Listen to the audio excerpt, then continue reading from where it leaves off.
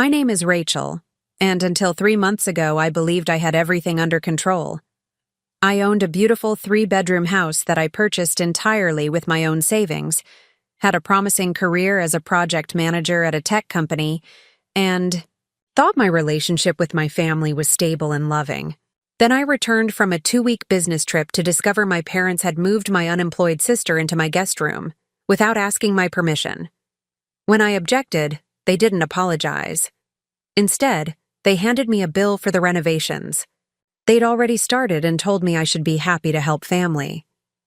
What happened next changed everything about how I see myself, my family, and what it means to stand up for what's rightfully yours. Before we jump back in, tell us where you're tuning in from, and if this story touches you, make sure you're subscribed. Because tomorrow, I've saved something extra special for you. I never imagined my biggest life challenge would come from the people who raised me. Growing up in Westfield, a small suburb outside of Chicago, I was always the responsible one. The daughter who planned ahead, saved her allowance, and followed the rules. My younger sister Melissa was the opposite, spontaneous, creative, and perpetually in need of rescue from whatever situation her impulsivity had created. Our parents, Robert and Diana, managed this dynamic by leaning heavily on me whenever Melissa needed help. It became our family's unspoken arrangement. I was reliable, therefore I was expected to be endlessly accommodating. This pattern continued into adulthood, with my parents calling whenever Melissa needed money for rent, had car troubles, or lost another job. Despite this, I carved out a life I was proud of.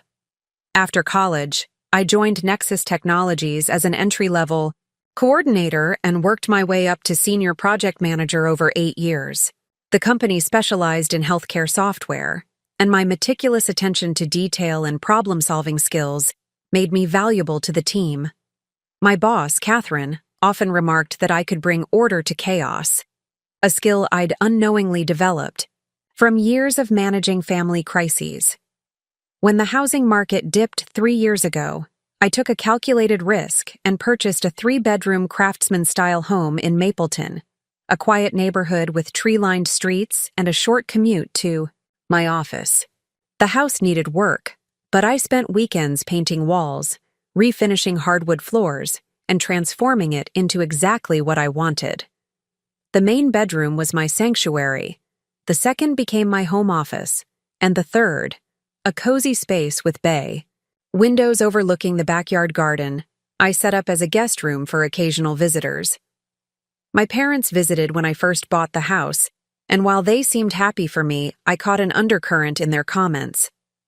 "Such a big house for just one person," my mother remarked, while my father added, "You could easily fit a whole family in here." I brushed off these comments, attributing them to generational differences in how they viewed a single woman's life choices. My sister Melissa came for dinner shortly after I moved in and spent the evening alternating between complimenting the house and lamenting her own housing situation, a studio apartment she shared with a roommate she barely tolerated. "You're so lucky," she said repeatedly, in that tone that managed to convey both admiration and resentment. "All this space just for you." Still, life settled into a pleasant routine. Weekdays were dedicated to work, where I managed increasingly complex projects for our healthcare clients. Evenings and weekends were mine to enjoy my home, tend to my garden, and socialize with the small but supportive circle of friends I'd cultivated over the years. I dated occasionally but wasn't in any rush to share my carefully constructed life with someone else.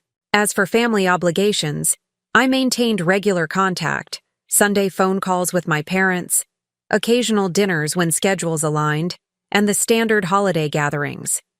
I continued to help Melissa through various crises, from loaning her money for car repairs to letting her crash on my couch for a weekend when she had a falling out with her roommate.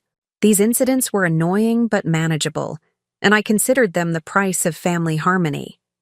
What I didn't realize was how my success was being interpreted by my family. To me, my home represented years of hard work, careful saving, and deliberate choices. To them, it increasingly represented an untapped resource, space and stability that could be reallocated to family members they considered more in need. The catalyst for everything that followed was a 2-week business trip to Boston. Nexus Technologies was implementing our software system at a major hospital network, and as the project manager, I needed to be on site for the initial rollout. It was a significant opportunity. Catherine had hinted that my handling of this project would be considered when promotions were discussed at the end of the quarter. I prepared thoroughly for my absence from home. I set up automatic light timers, asked my neighbor Mrs. Rodriguez to collect my mail, and arranged for my friend Tara to water the indoor plants twice during my time away.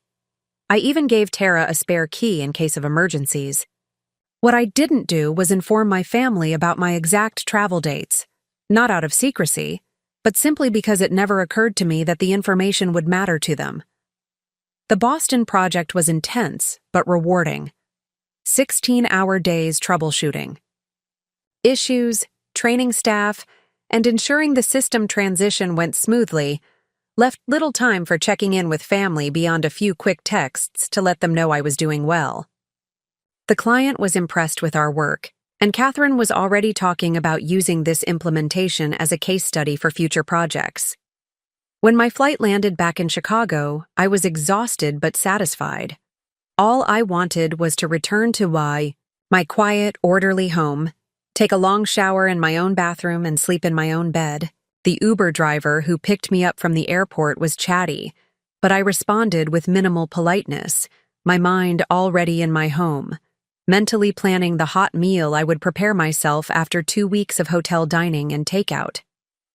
As we turned onto my street, I noticed an unfamiliar car in my driveway, a beat-up blue Honda that looked vaguely like the one Melissa had been driving the last time I saw her.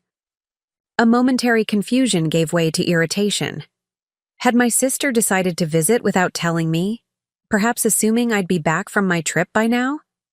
The irritation transformed into shock as I approached my front door and heard multiple voices inside, not just Melissa's, but my parents as well.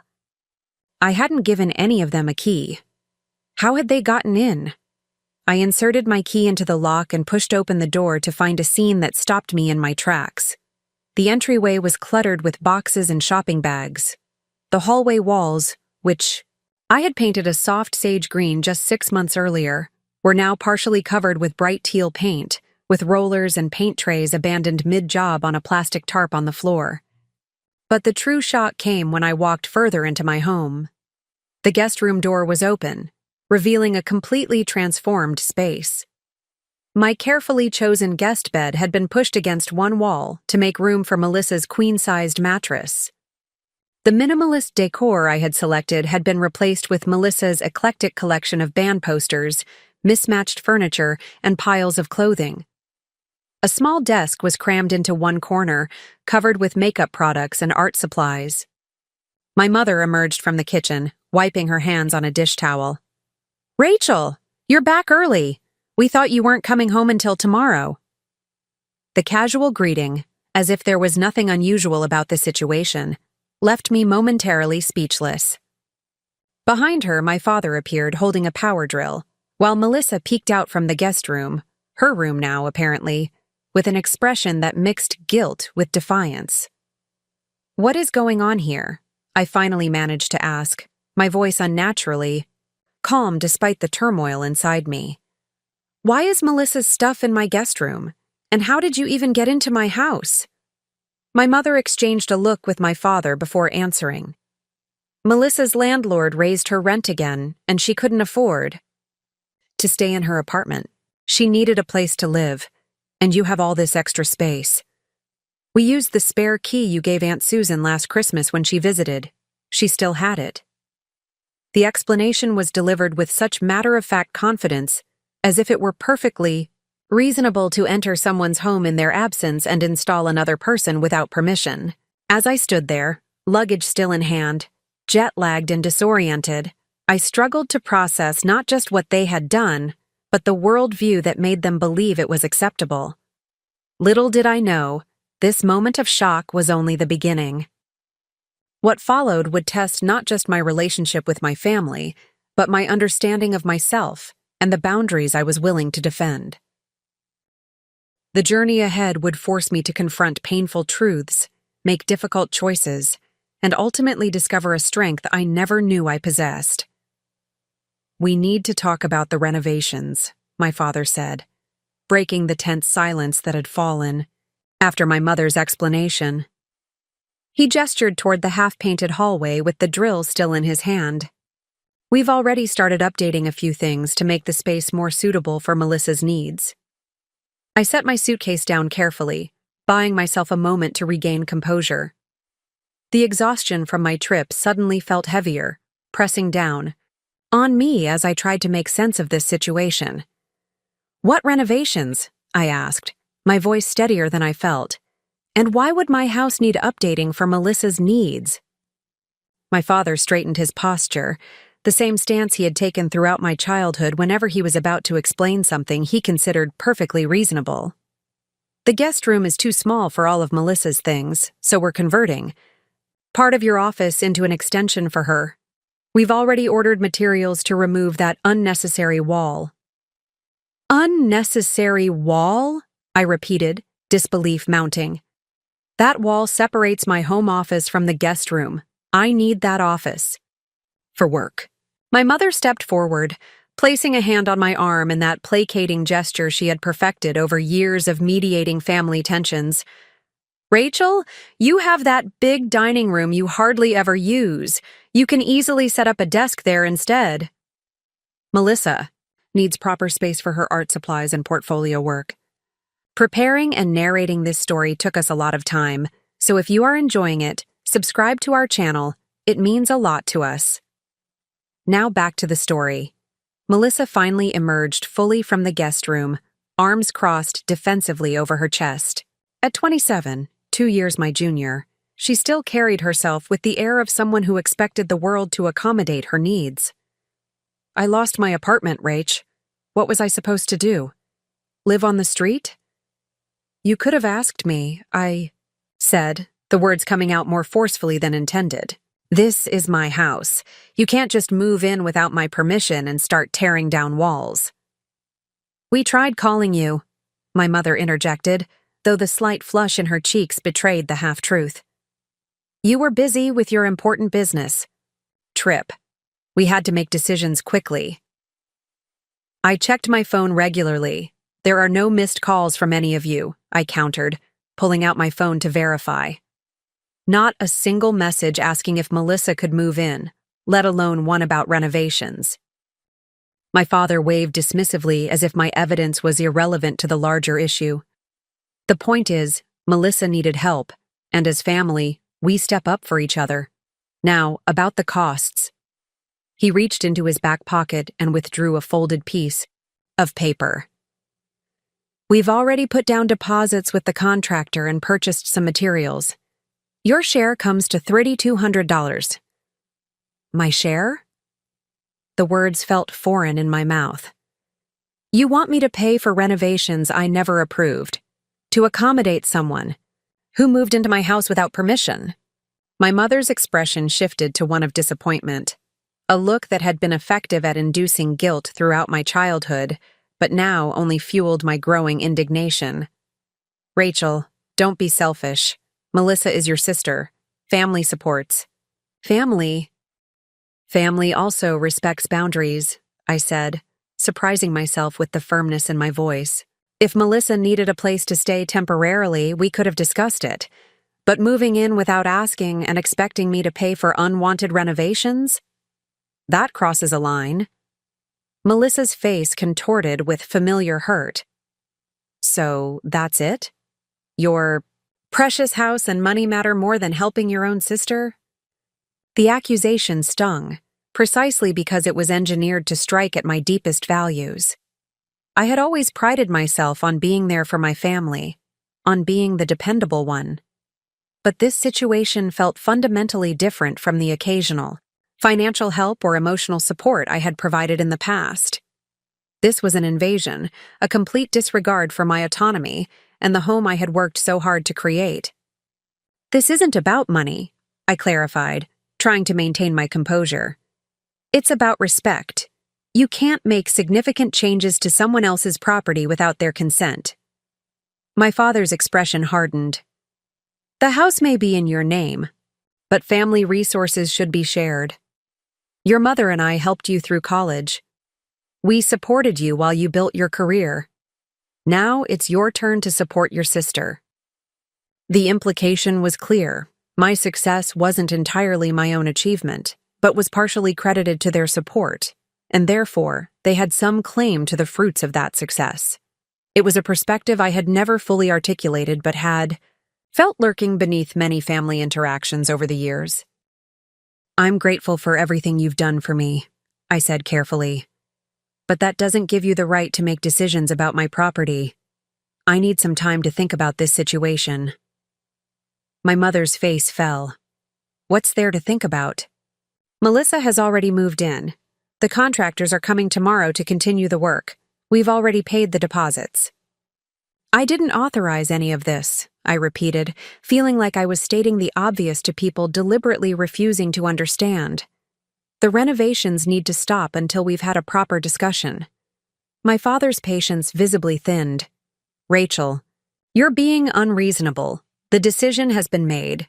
Melissa needs this space, and as the financially stable one in the family, covering these renovation costs is the least you can do.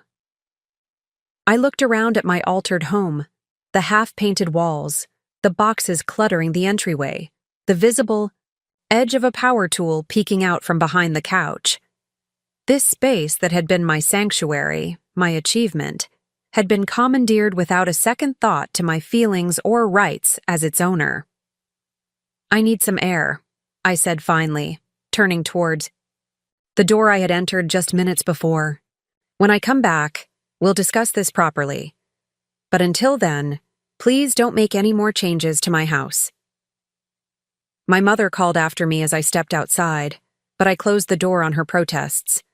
The evening air felt cool against my flushed face as I walked briskly down the street with no particular destination in mind. My phone vibrated in my pocket, probably one of my parents calling to continue the conversation, but I ignored it. As I walked, the shock began to crystallize into clarity. This wasn't a misunderstanding or a well-intentioned misstep on my family's part. This was a fundamental breach of boundaries, a statement about how they viewed me and what I had built. In their eyes, my success, my home, my space, none of it truly belonged to me alone. It was a family resource to be reallocated as they saw fit, without consultation or consent. The realization was both painful and illuminating. For years, I had accepted the role of family supporter, the responsible one who could be counted on, in a crisis. But I had never examined the full implications of that role, the unspoken expectation that my resources were communal property, that my boundaries were flexible while others were fixed. By the time I reached the small neighborhood park 3 blocks from my house, I had mentally cataloged a dozen similar incidents over the years. Times when my needs had been subordinated to Melissa's, when my parents had volunteered my time, or money without asking, when my protests had been dismissed as selfishness. Each incident seemed minor in isolation, but together they formed a pattern I could no longer ignore. I sat on a park bench, watching the sunset paint the sky in shades of orange and pink. My phone continued to vibrate occasionally, but I remained, focused on the horizon, allowing myself the space to process not just the immediate situation, but the years of family dynamics that had led to this moment. What would happen if I said no? If I firmly established that my home was my own, that decisions about its use and modification required my consent? The thought was both terrifying and exhilarating. I had spent so long being the accommodating daughter, the supportive sister, that standing firmly in opposition felt like uncharted territory. As darkness began to fall, I finally checked my phone.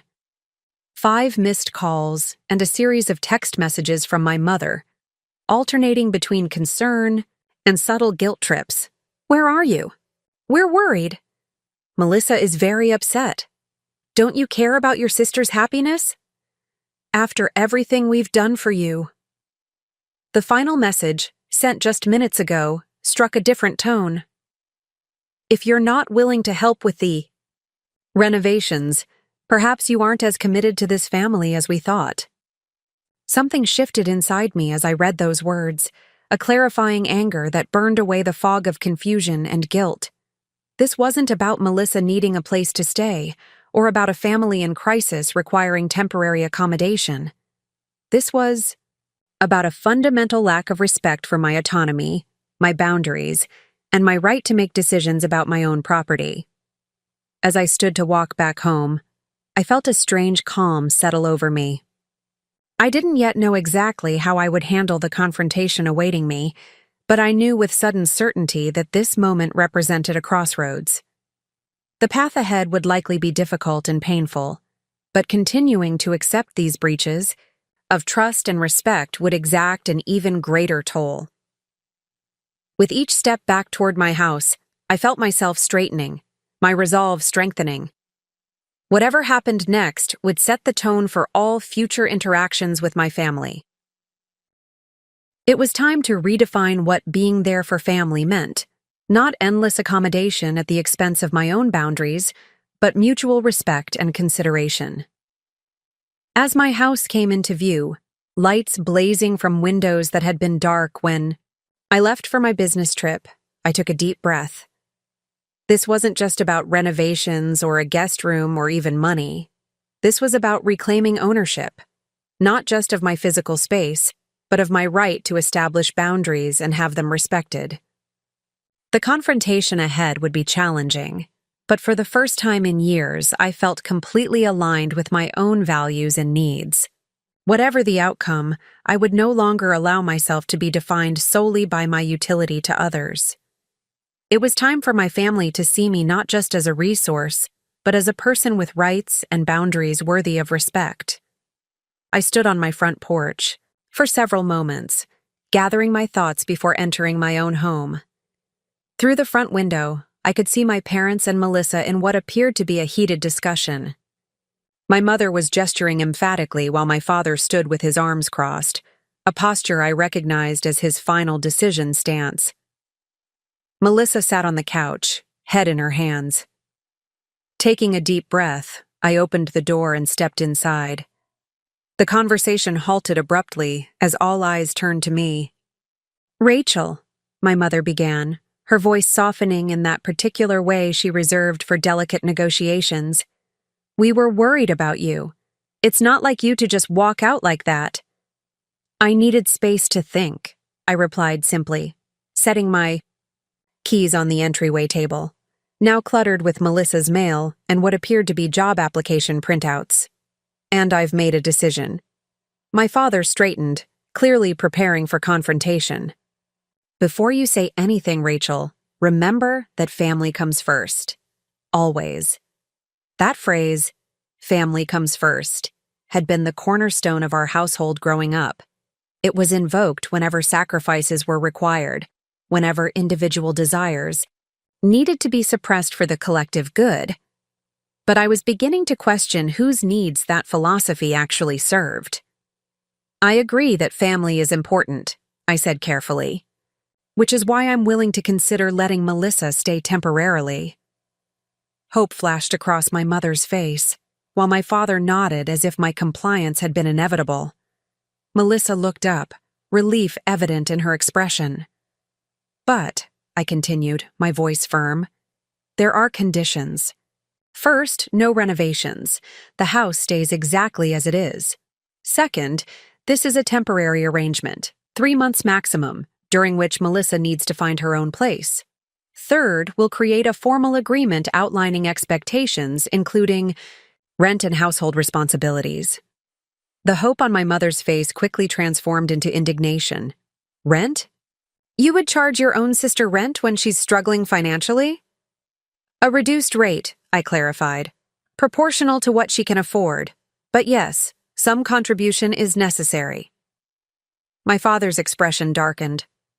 "This isn't the arrangement we discussed. Melissa needs a permanent solution, not a temporary stopgap. And the renovations are essential for her workspace. You know she's trying to build her portfolio for graphic design positions. I looked at Melissa, who had remained surprisingly quiet. Is that true? You're pursuing graphic design now? Melissa nodded, a flash of genuine passion crossing her face. I've been taking online courses. I'm actually good at it, Rach. I could show you my work. For a brief moment, I felt a connection with my sister, a glimpse of the bond we'd shared, as children before our roles had calcified into the responsible one and the chaotic one. But sympathy couldn't override the fundamental issue at hand. I'm glad you're finding direction, I said sincerely. But that doesn't change the fact that moving in here, especially with major renovations, should have been a conversation, not a unilateral decision made while I was away. My mother sighed dramatically. Rachel, sometimes life doesn't allow for perfect timing. Melissa lost her apartment. We had to act quickly. You could have called me, I insisted. A 5-minute conversation could have prevented all of this. A tense silence filled the room. I could see the familiar family dynamics reasserting themselves. My parents expecting me to relent, Melissa preparing to accept whatever outcome benefited her, and me struggling against the gravitational pull of my established role as the accommodator.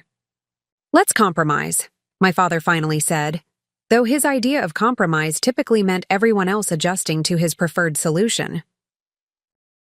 Melissa stays. We pause the major renovations for now, but you help cover the costs of what's already been done, and instead of 3 months, let's say she can stay for a year. That's reasonable. Was it reasonable? I looked around at my altered home, feeling the weight of this decision. If I agreed, I would be acknowledging that my boundaries were negotiable, that decisions about my property could be made without my input. But if I refused, I risked fracturing my family relationships, perhaps irreparably. I need to think about this more carefully, I said. For tonight, Melissa can stay in the guest room, but no more changes to the house until we've reached a proper agreement.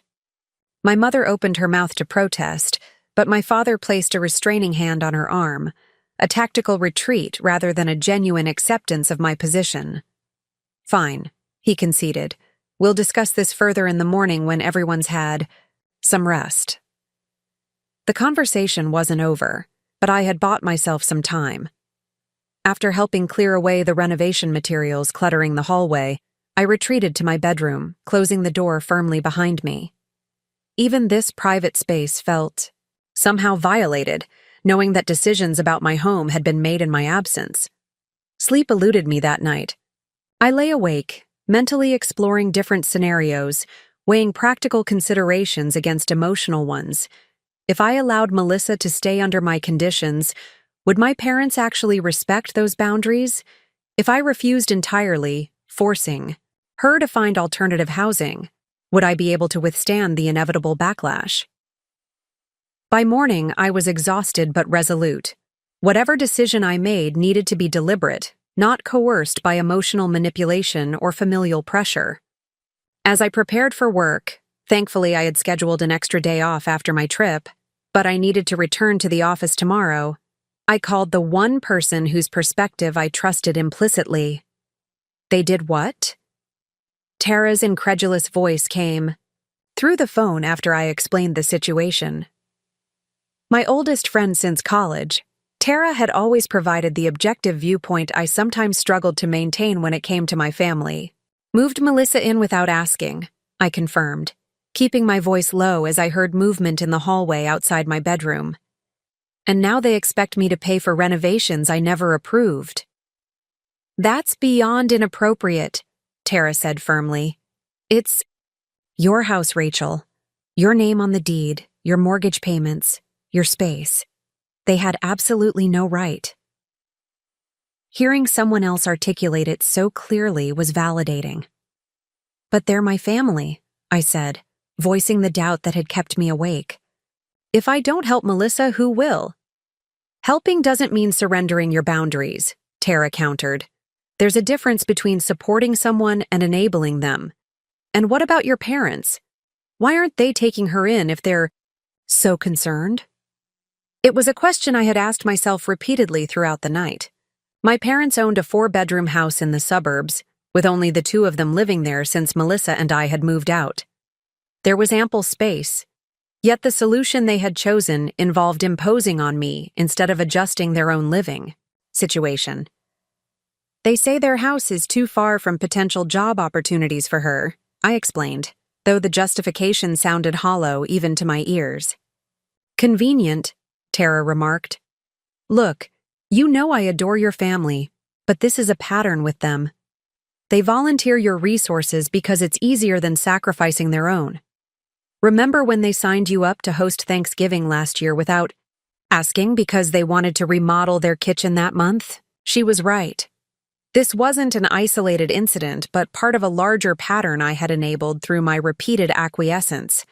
Each time I had given in, I had reinforced the idea that my boundaries were permeable, my resources communal, my consent optional. What would you do? I asked. Tara was quiet for a moment. Honestly? I'd set firm boundaries now, even if it causes conflict. This isn't just about the guest room or the renovations. It's about establishing that you deserve the same respect and consideration that you give to others. Her words resonated with the conclusion I had been circling throughout the sleepless night. This moment represented a crossroads in my relationship with my family, an opportunity to reset expectations and establish healthier dynamics moving forward. I'm afraid of the fallout, I admitted. What if setting boundaries damages our relationship permanently? Any relationship that requires you to sacrifice your autonomy to maintain it isn't healthy, Tara said gently. And sometimes temporary conflict is necessary for long-term improvement.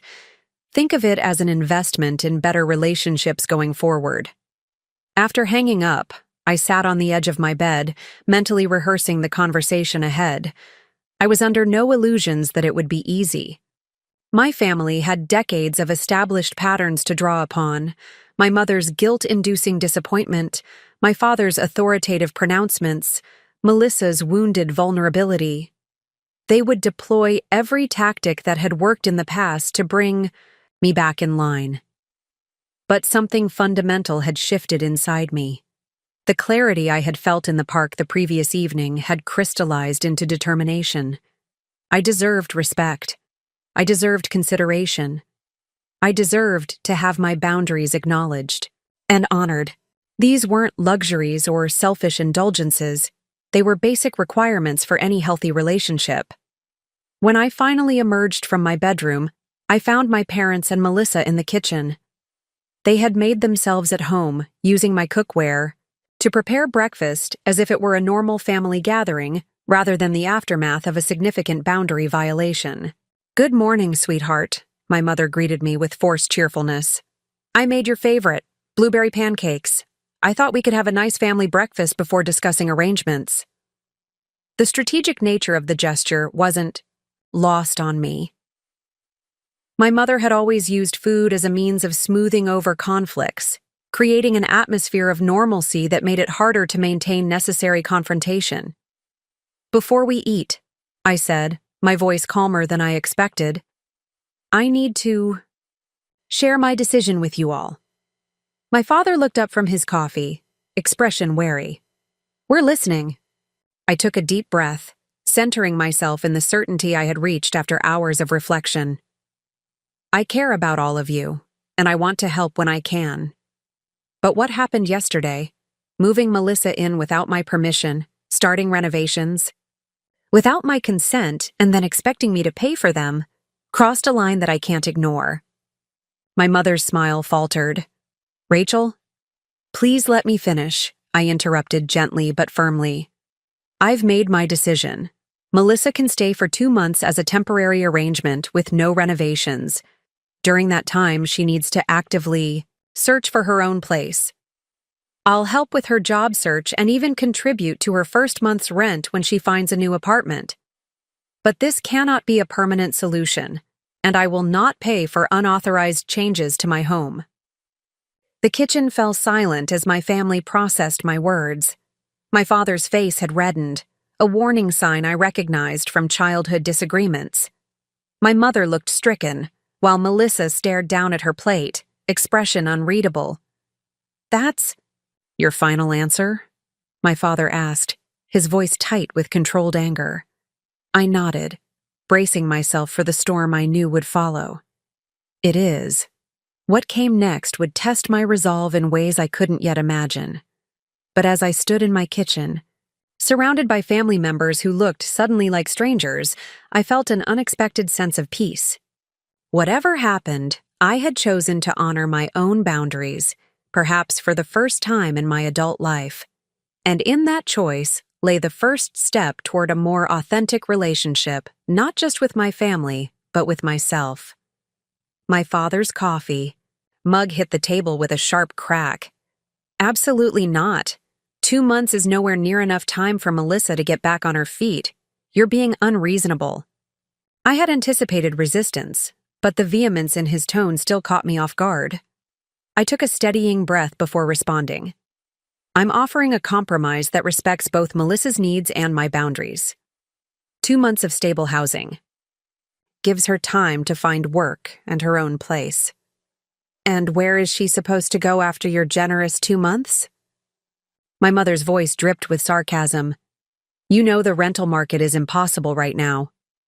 Actually, I countered, maintaining an even tone.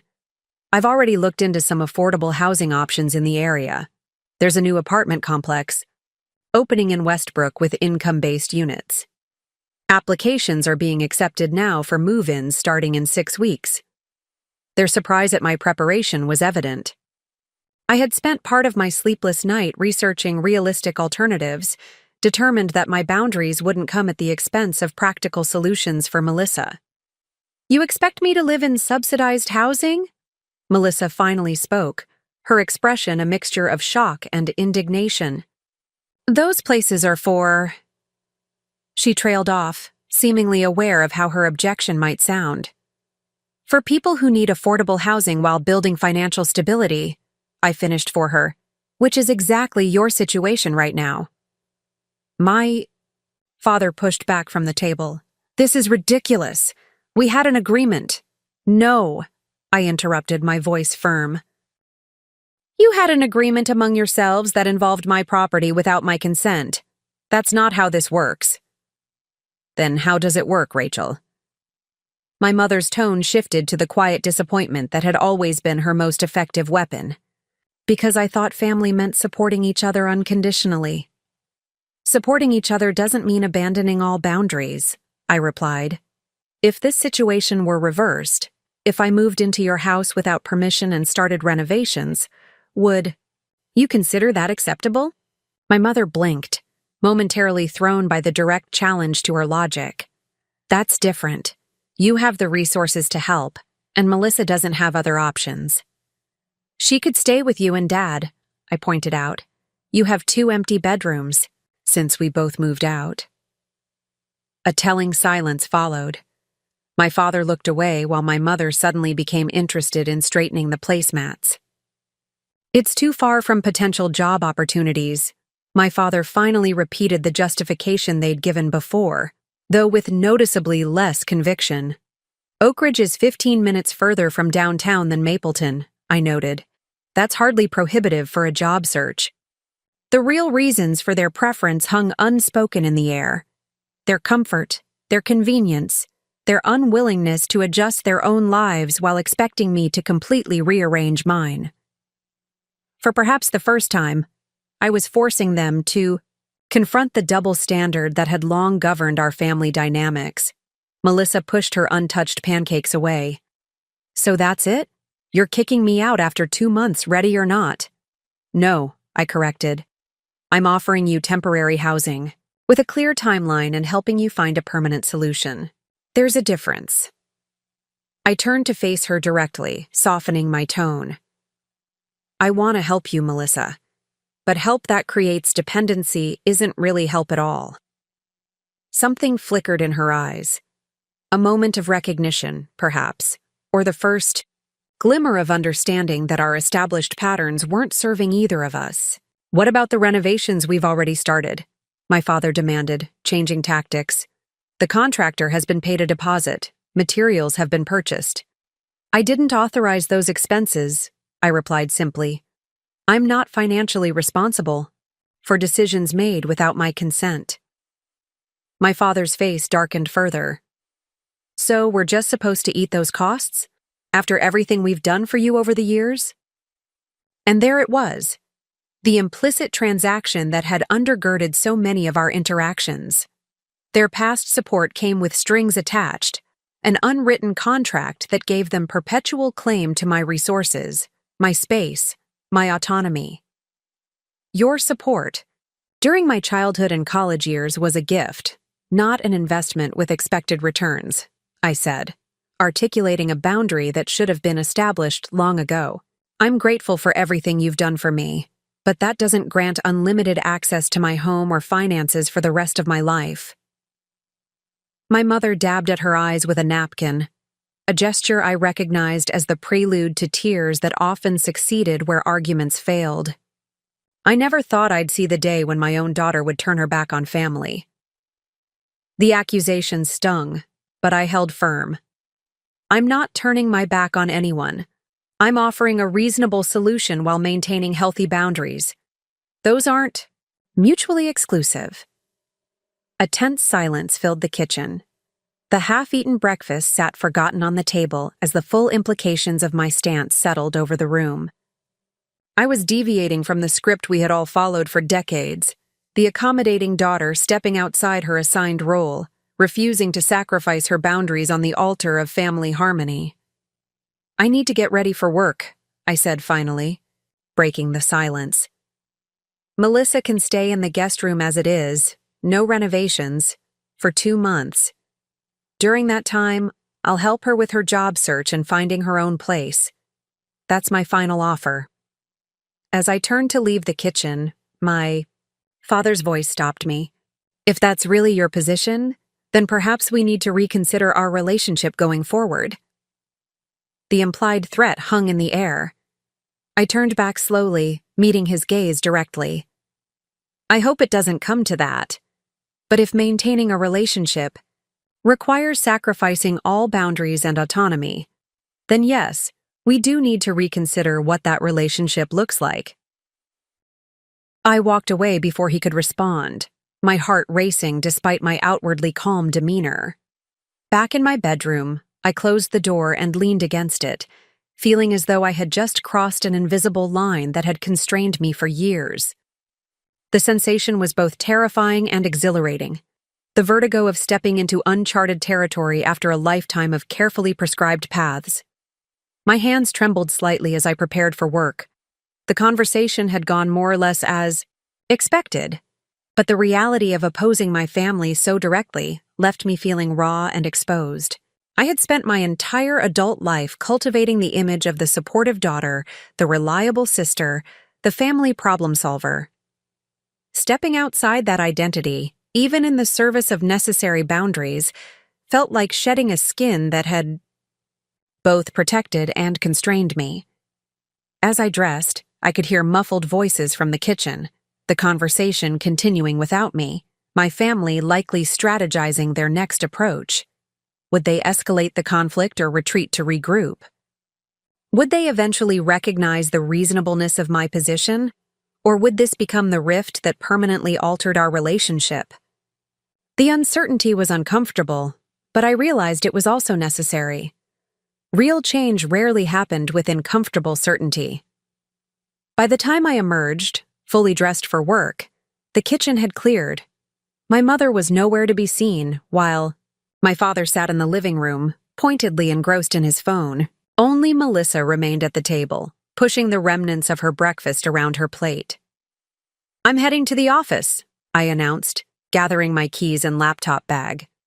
"We can talk more this evening if you'd like." Melissa looked up, her expression surprisingly thoughtful rather than resentful.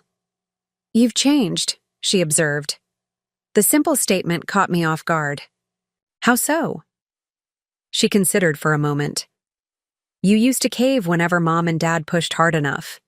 You'd complain, but you'd always give in eventually." She tilted her head slightly, What's different now? Her perception was more accurate than I had expected.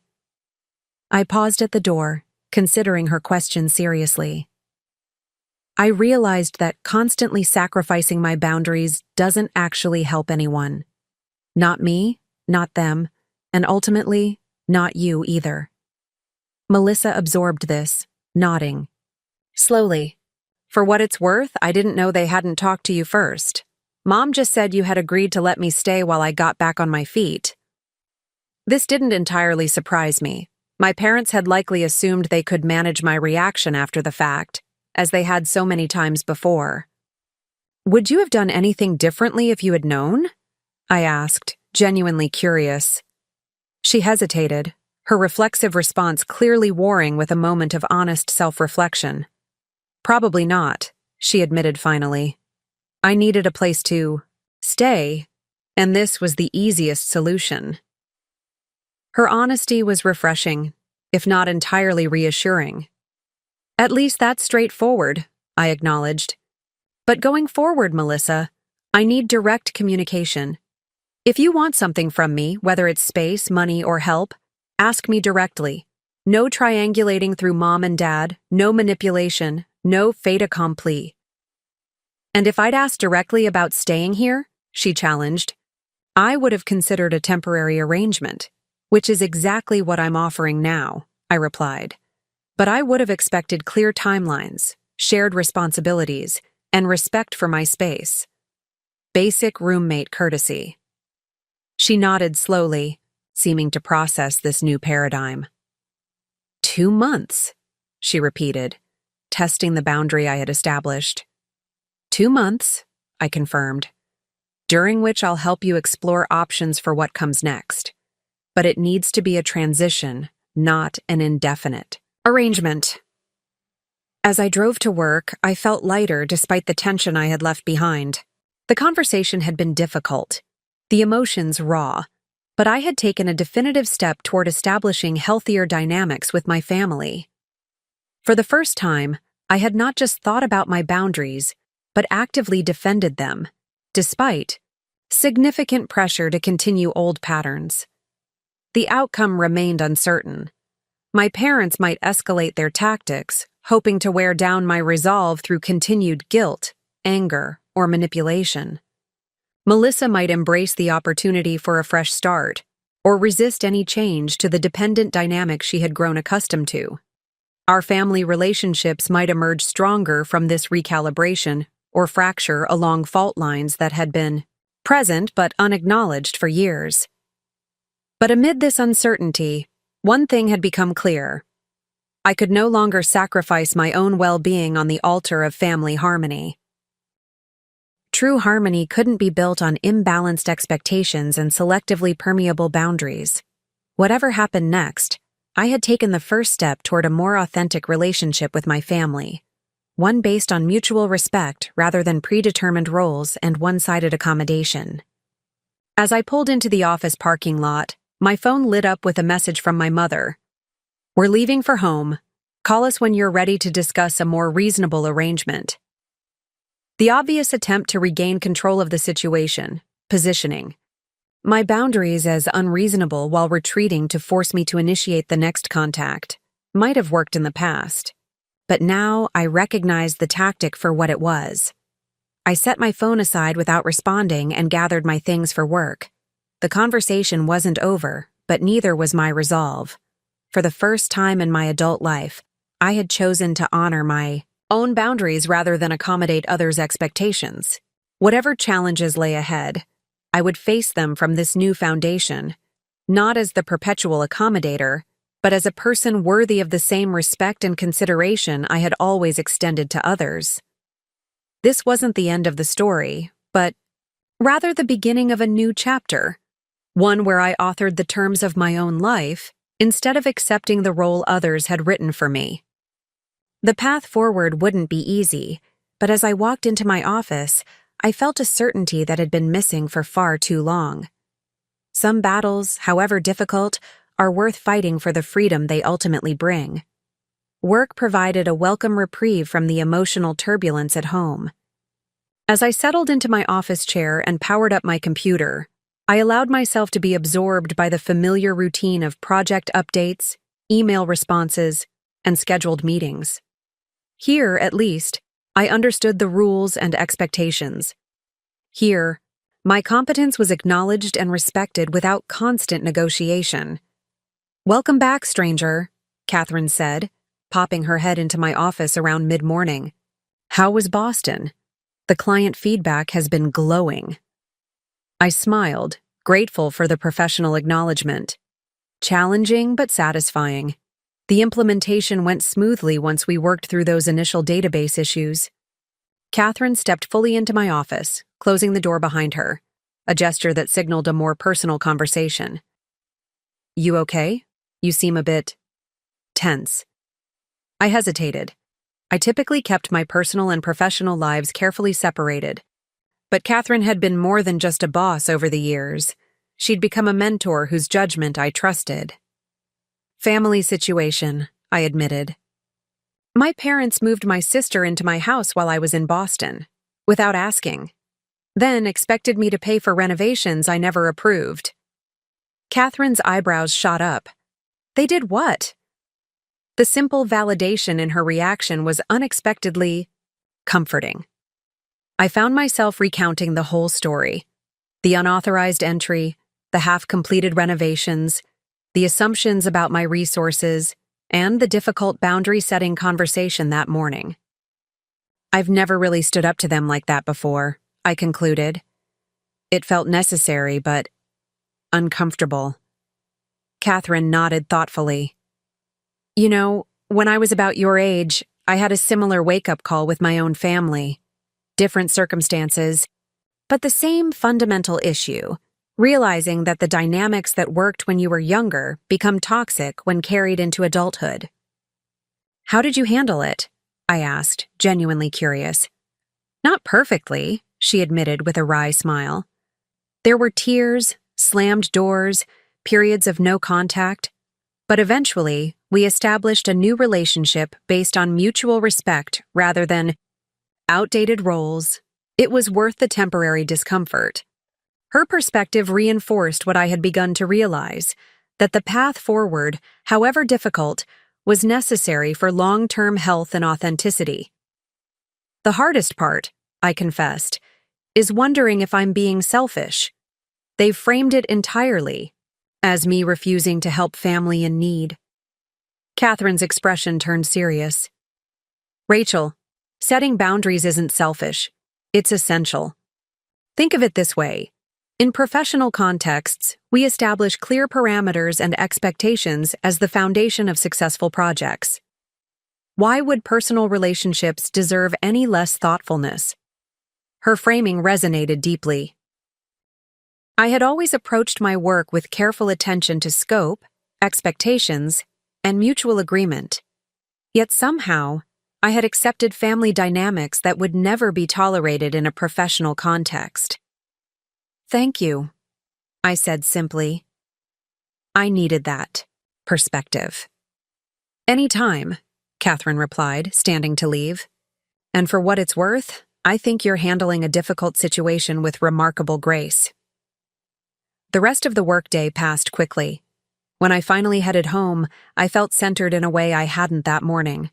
Whatever awaited me there, I would face it with the same clear-eyed assessment I brought to my professional challenges. As anticipated, my parents' car was gone when I arrived home. The silence that greeted me felt almost reverential after the emotional intensity of the morning. Moving through the house, I noticed subtle changes, evidence of my parents' hasty departure. The renovation materials had been removed from the hallway. The half-finished paint job remained, an awkward testament to interrupted plans. I found Melissa in the guest room, sitting cross-legged on the bed amid piles of clothing and art supplies. "They left," she stated unnecessarily. "Mom was crying. Dad was—" She trailed off, searching for the right word. "Furious?" I suggested. "Actually, more like deflated," she replied. "I don't think he's used to not getting his way with you." The observation was surprisingly insightful. My father's anger had always been most intense when his authority was challenged, a reaction born of insecurity rather than conviction. They said they'll call once you've come to your senses, Melissa continued, making air quotes around the phrase. Mom thinks you'll cave by the weekend. And what do you think? I asked, leaning against the doorframe. Melissa studied me for a long moment. I think something's different this time. You're different. Her perception was accurate. Something fundamental had shifted, not just in my response to this particular situation, but in my understanding of myself and what I was entitled to expect from relationships. I meant what I said this morning, I told her. You can stay for 2 months. I'll help you find work and your own place, but I need you to respect that this is temporary and that this is my home. Melissa nodded slowly. I get it. I'm not happy about it, but I get it. She gestured to the piles around her. I'm organizing my stuff, trying to figure out what I actually need versus what I can put in storage or get rid of. This practical approach surprised me. That's really responsible. She rolled her eyes, but I caught the hint of a smile. Don't sound so shocked. I'm not completely helpless, you know. I never said you were, I replied carefully. But our family dynamic hasn't exactly encouraged independence. This observation hung between us, a truth so obvious yet so rarely acknowledged. For years, our roles had been fixed. I was the responsible one who had it together. She was the chaotic one who needed rescue. These identities had served no one well, least of all Melissa herself. I've been thinking about that, she said, her voice unusually reflective. About why I keep ending up in these situations where I need bailing out. It's like I never learned how to actually stand on my own because someone was always there to catch me when I fell. Her insight caught me off guard. I had expected continued resistance, perhaps passive-aggressive compliance, but not this level of self-awareness. That's a really important realization, I said cautiously. Melissa shrugged, a gesture that downplayed the significance of her words. Yeah, well, watching you stand up to Mom and Dad this morning was kind of eye-opening. You've always been the good daughter who goes along with whatever they want. Seeing you set boundaries made me wonder why I've never really done the same. Her words illuminated a connection I hadn't fully considered, how my own pattern of accommodation had inadvertently reinforced her pattern of dependency. By always being the reliable problem solver, I had contributed to a dynamic that kept her perpetually in need of solving. Maybe these 2 months can be about more than just finding you an apartment, I suggested. Maybe they can be about both of us figuring out healthier patterns. Melissa's expression was skeptical but not dismissive. What does that even look like? It was a good question, one without easy answers. I'm not entirely sure, I admitted. But I think it starts with honest communication and mutual respect. No manipulation, no triangulation through Mom and Dad, no unspoken expectations. She considered this. So if I need something, I ask directly. And you can say no without feeling guilty? Exactly, I confirmed, pleased by her quick understanding. And you accept that no without taking it as rejection or abandonment. That sounds... She searched for the right word. Weirdly adult. I laughed, surprised by the moment of genuine connection. It does, doesn't it? Maybe we're finally figuring this part out. The conversation marked the beginning of a subtle but significant shift in our relationship, a tentative step toward relating as equals rather than as fixed characters in a family drama. It wouldn't be easy to rewrite decades of established patterns, but the mere acknowledgement of the possibility felt revolutionary.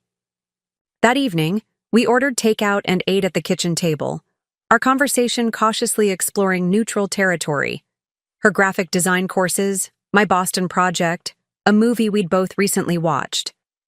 It wasn't comfortable yet, but it was civil, even occasionally warm. A new kind of relationship was being tested, fragile but promising.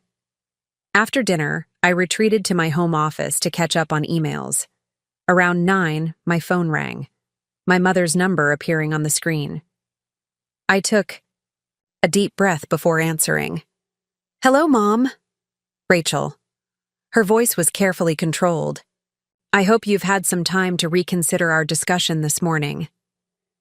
"I've thought about it," I replied truthfully. "But my position hasn't changed. Melissa can stay for 2 months while she gets back on her feet. I'll help her search for jobs and her own place. But I won't pay for renovations I didn't authorize, and this can't be a permanent arrangement." A heavy silence followed.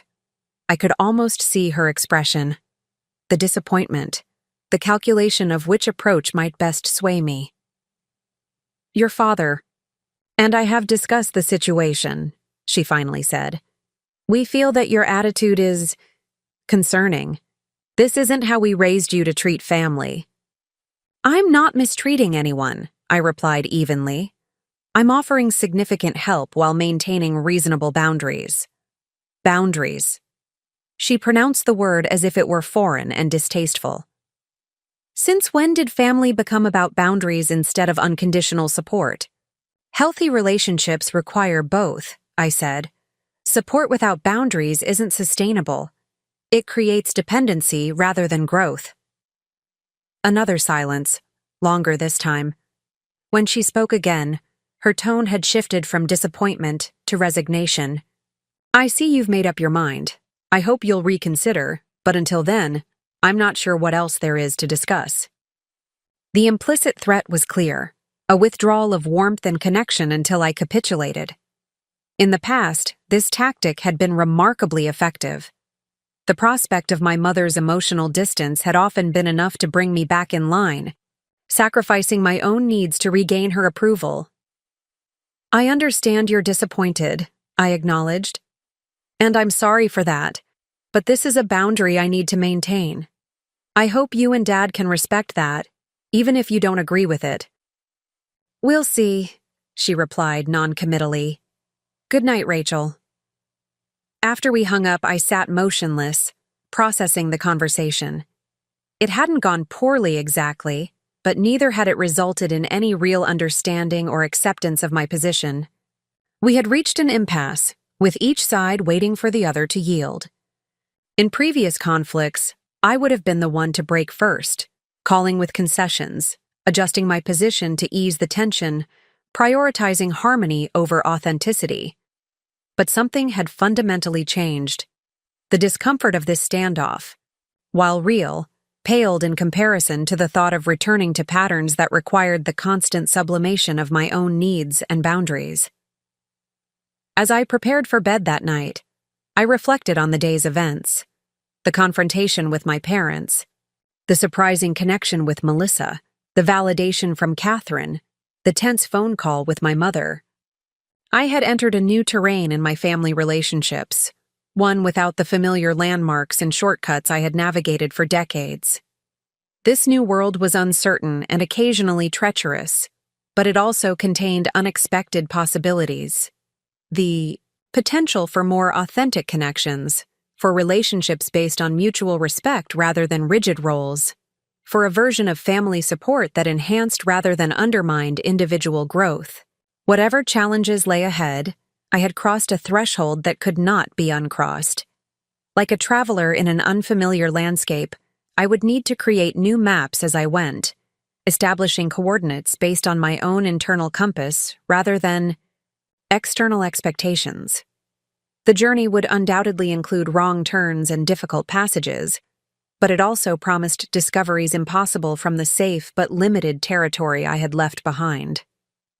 A week passed with surprising smoothness.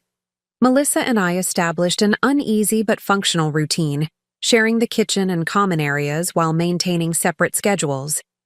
She had enrolled in an online graphic design certification course and spent most days at the dining room table, headphones on, focused on tutorials and assignments. In the evenings, I helped her update her resume and apply for entry-level design positions. The half-painted hallway remained untouched, a visual reminder of the confrontation and its unresolved tensions. I had considered finishing it myself, just to eliminate the eyesore, but something held me back. Perhaps it served as a necessary monument to boundaries crossed and subsequently established. My parents maintained their distance, communicating solely through brief text messages inquiring about Melissa rather than addressing me directly. I felt their absence as both a relief and an ache, grateful for the reprieve from emotional manipulation, yet mourning the temporary loss of connection. On Friday evening, I returned home later than usual, having stopped for happy hour with colleagues to celebrate the successful completion of the Boston project. The house was quiet when I entered, but lights glowed from the guest room. I called out a greeting to Melissa as I set my keys on the entryway table. When she didn't respond, I made my way down the hallway, noticing her door was ajar. I knocked lightly. "Melissa, everything okay?" She sat on the edge of the bed, shoulders slumped, an open laptop beside her. When she looked up, her eyes were red-rimmed from crying. "What happened?" I asked, immediately concerned. "I got rejected from another job," she said, gesturing toward her laptop. "That's the 5th one this week. All form letters saying they went with more qualified candidates." I sat beside her, reading the impersonal rejection email displayed on the screen. "I'm sorry, Melissa. Job hunting is brutal, especially when you're trying to break into a new field." "It's not just that," she admitted, wiping her eyes. "I also got denied for that affordable housing complex you found. Apparently, my credit score is too low, and my income history is too spotty. They want a co-signer with stable employment and excellent credit." This was a significant setback to our carefully constructed exit plan. Without housing secured, the 2-month timeline suddenly felt precarious and potentially unworkable. "That's frustrating," I acknowledged, "but we can problem-solve this. There are other housing options, and we can look into credit repair strategies." Melissa shook her head, a familiar desperation creeping into her expression. I called Mom and Dad. My stomach tightened. "About the housing situation?" "About everything," she confessed. "I was upset after getting the rejection letter, and I needed someone to talk to. They said they knew this would happen, that 2 months wasn't realistic, that I needed more support than you were willing to give." The implication was clear. My parents had seized on Melissa's setback as validation of their position and an opportunity to reassert their preferred solution.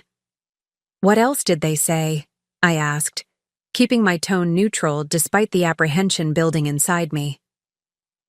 Melissa hesitated, clearly conflicted about relaying the full conversation. "They're coming over tomorrow morning. Dad says he has a proposal that will solve everything. This development wasn't entirely unexpected, yet it still caught me off guard. I had known my parents wouldn't simply accept my boundaries without further attempts to renegotiate. Their tactical retreat had been just that.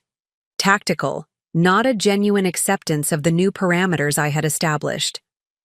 "I'm sorry, Rachel," Melissa added, misinterpreting my silence as anger toward her. "I know I should have talked to you first, but I panicked. The job rejections, the housing denial. It all hit at once, and I fell back into old habits." Her self-awareness was a small but significant sign of growth, even in this moment of regression. "I understand," I assured her. "We all revert to familiar patterns when we're stressed. But going forward, I'd appreciate if you'd come to me first. We're in this together, and running to Mom and Dad just reinforces the triangulation that keeps us stuck in these dynamics." Melissa nodded, looking genuinely contrite. "What are you going to do about tomorrow?" It was a good question, one without an easy answer. Refusing to meet with my parents would only escalate tensions without resolving anything. Yet engaging with them carried its own risks, particularly if they came armed with emotional leverage, provided by Melissa's recent setbacks. "I'll hear them out," I decided, but I'm not changing my position on the fundamental boundaries we've discussed. That night, I slept fitfully, mentally rehearsing tomorrow's conversation. My parents would arrive with a carefully constructed narrative, one that positioned their solution as the only reasonable option and my boundaries as selfish obstacles to family harmony. They would appeal to emotions, invoke past obligations, and use Melissa's current vulnerability as evidence that my approach was failing. I needed to prepare not just logically but emotionally for these tactics. The most difficult challenge wouldn't be identifying their strategies, but resisting my lifelong conditioning to yield when they deployed them. Morning arrived too quickly. I was already on my second cup of coffee when the doorbell rang at precisely 10 a.m. Taking a deep breath, I opened the door to find my parents standing on the porch, expressions carefully neutral. My father carried a folder tucked under his arm, a visual prop for whatever proposal he had prepared. "Rachel," my mother greeted me with a formal kiss on the cheek. "Thank you for seeing us." The phrasing, as if I were granting an audience rather than receiving family in my home, set the tone for what was to come. This was a negotiation, not a casual visit. We settled in the living room, my parents taking the couch while I sat in the armchair opposite them. Melissa hovered uncertainly before perching on the edge of the love seat, physically positioned between us, a literal manifestation of her role in this family triangle. "We've been concerned about Melissa's situation," my father began without preamble. "She told us about the job rejections and housing difficulties. It's clear that the timeline you've proposed isn't realistic." His framing was predictable, establishing from the outset that my boundary was the problem rather than addressing the underlying issues that had led to this situation. "Finding a job and housing takes time," I acknowledged, "but that doesn't mean the goal isn't worthwhile or achievable." "Perhaps," my mother interjected, "but it creates unnecessary stress for everyone involved. There's a simpler solution." My father opened the folder he had brought, extracting several printed documents. "We've had some discussions since our last conversation, and we believe we've found a compromise that addresses everyone's concerns." He handed me the first document, a typed proposal with bullet points and what appeared to be a crude floor plan of my house. As I scanned it, I felt a familiar sinking sensation. "You're still proposing renovations," I observed, looking up from the paper. "Converting part of my office into extended space for Melissa." "But with a key difference," my father emphasized. "We're not asking you to pay for it. Your mother and I will cover all the renovation costs." This adjustment was clearly meant to address my objection to financing changes I hadn't authorized. But it neatly sidestepped the more fundamental issue, that any renovation represented a permanent solution to what I had explicitly defined as a temporary situation. "The cost wasn't my primary concern," I clarified. "It's the assumption that Melissa will be living here indefinitely. That's not what I agreed to." My mother leaned forward, her expression softening into the sympathetic understanding she deployed when emotional persuasion seemed most effective. "Rachel, darling, we all want what's best for Melissa. You have this beautiful home with more space than you need. She's struggling to find her footing. Why fight the obvious solution when it could help everyone?" The framing was skillful, positioning my boundary as arbitrary obstinacy rather than a principled stance. In the past, this approach had been remarkably effective at making me question my own judgment, recasting my legitimate needs as selfish indulgences. "I want to help Melissa," I said carefully, "but creating a permanent living arrangement here isn't the help she actually needs. It's a band-aid that prevents addressing the underlying issues." "And what exactly are these underlying issues?"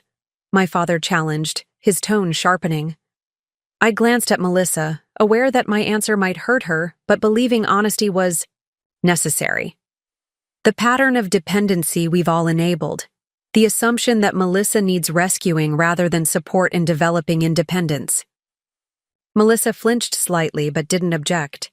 My mother, however, was immediately defensive. That's unfair, she protested. We're simply acknowledging Melissa's current reality. Not everyone follows the same path in life. I agree, I replied. But there's a difference between accepting diverse paths and perpetuating dependency.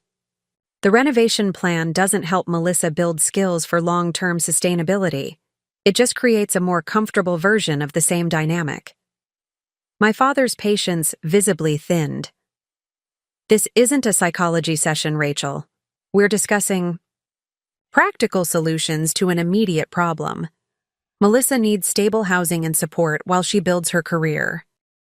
You have the means to provide both.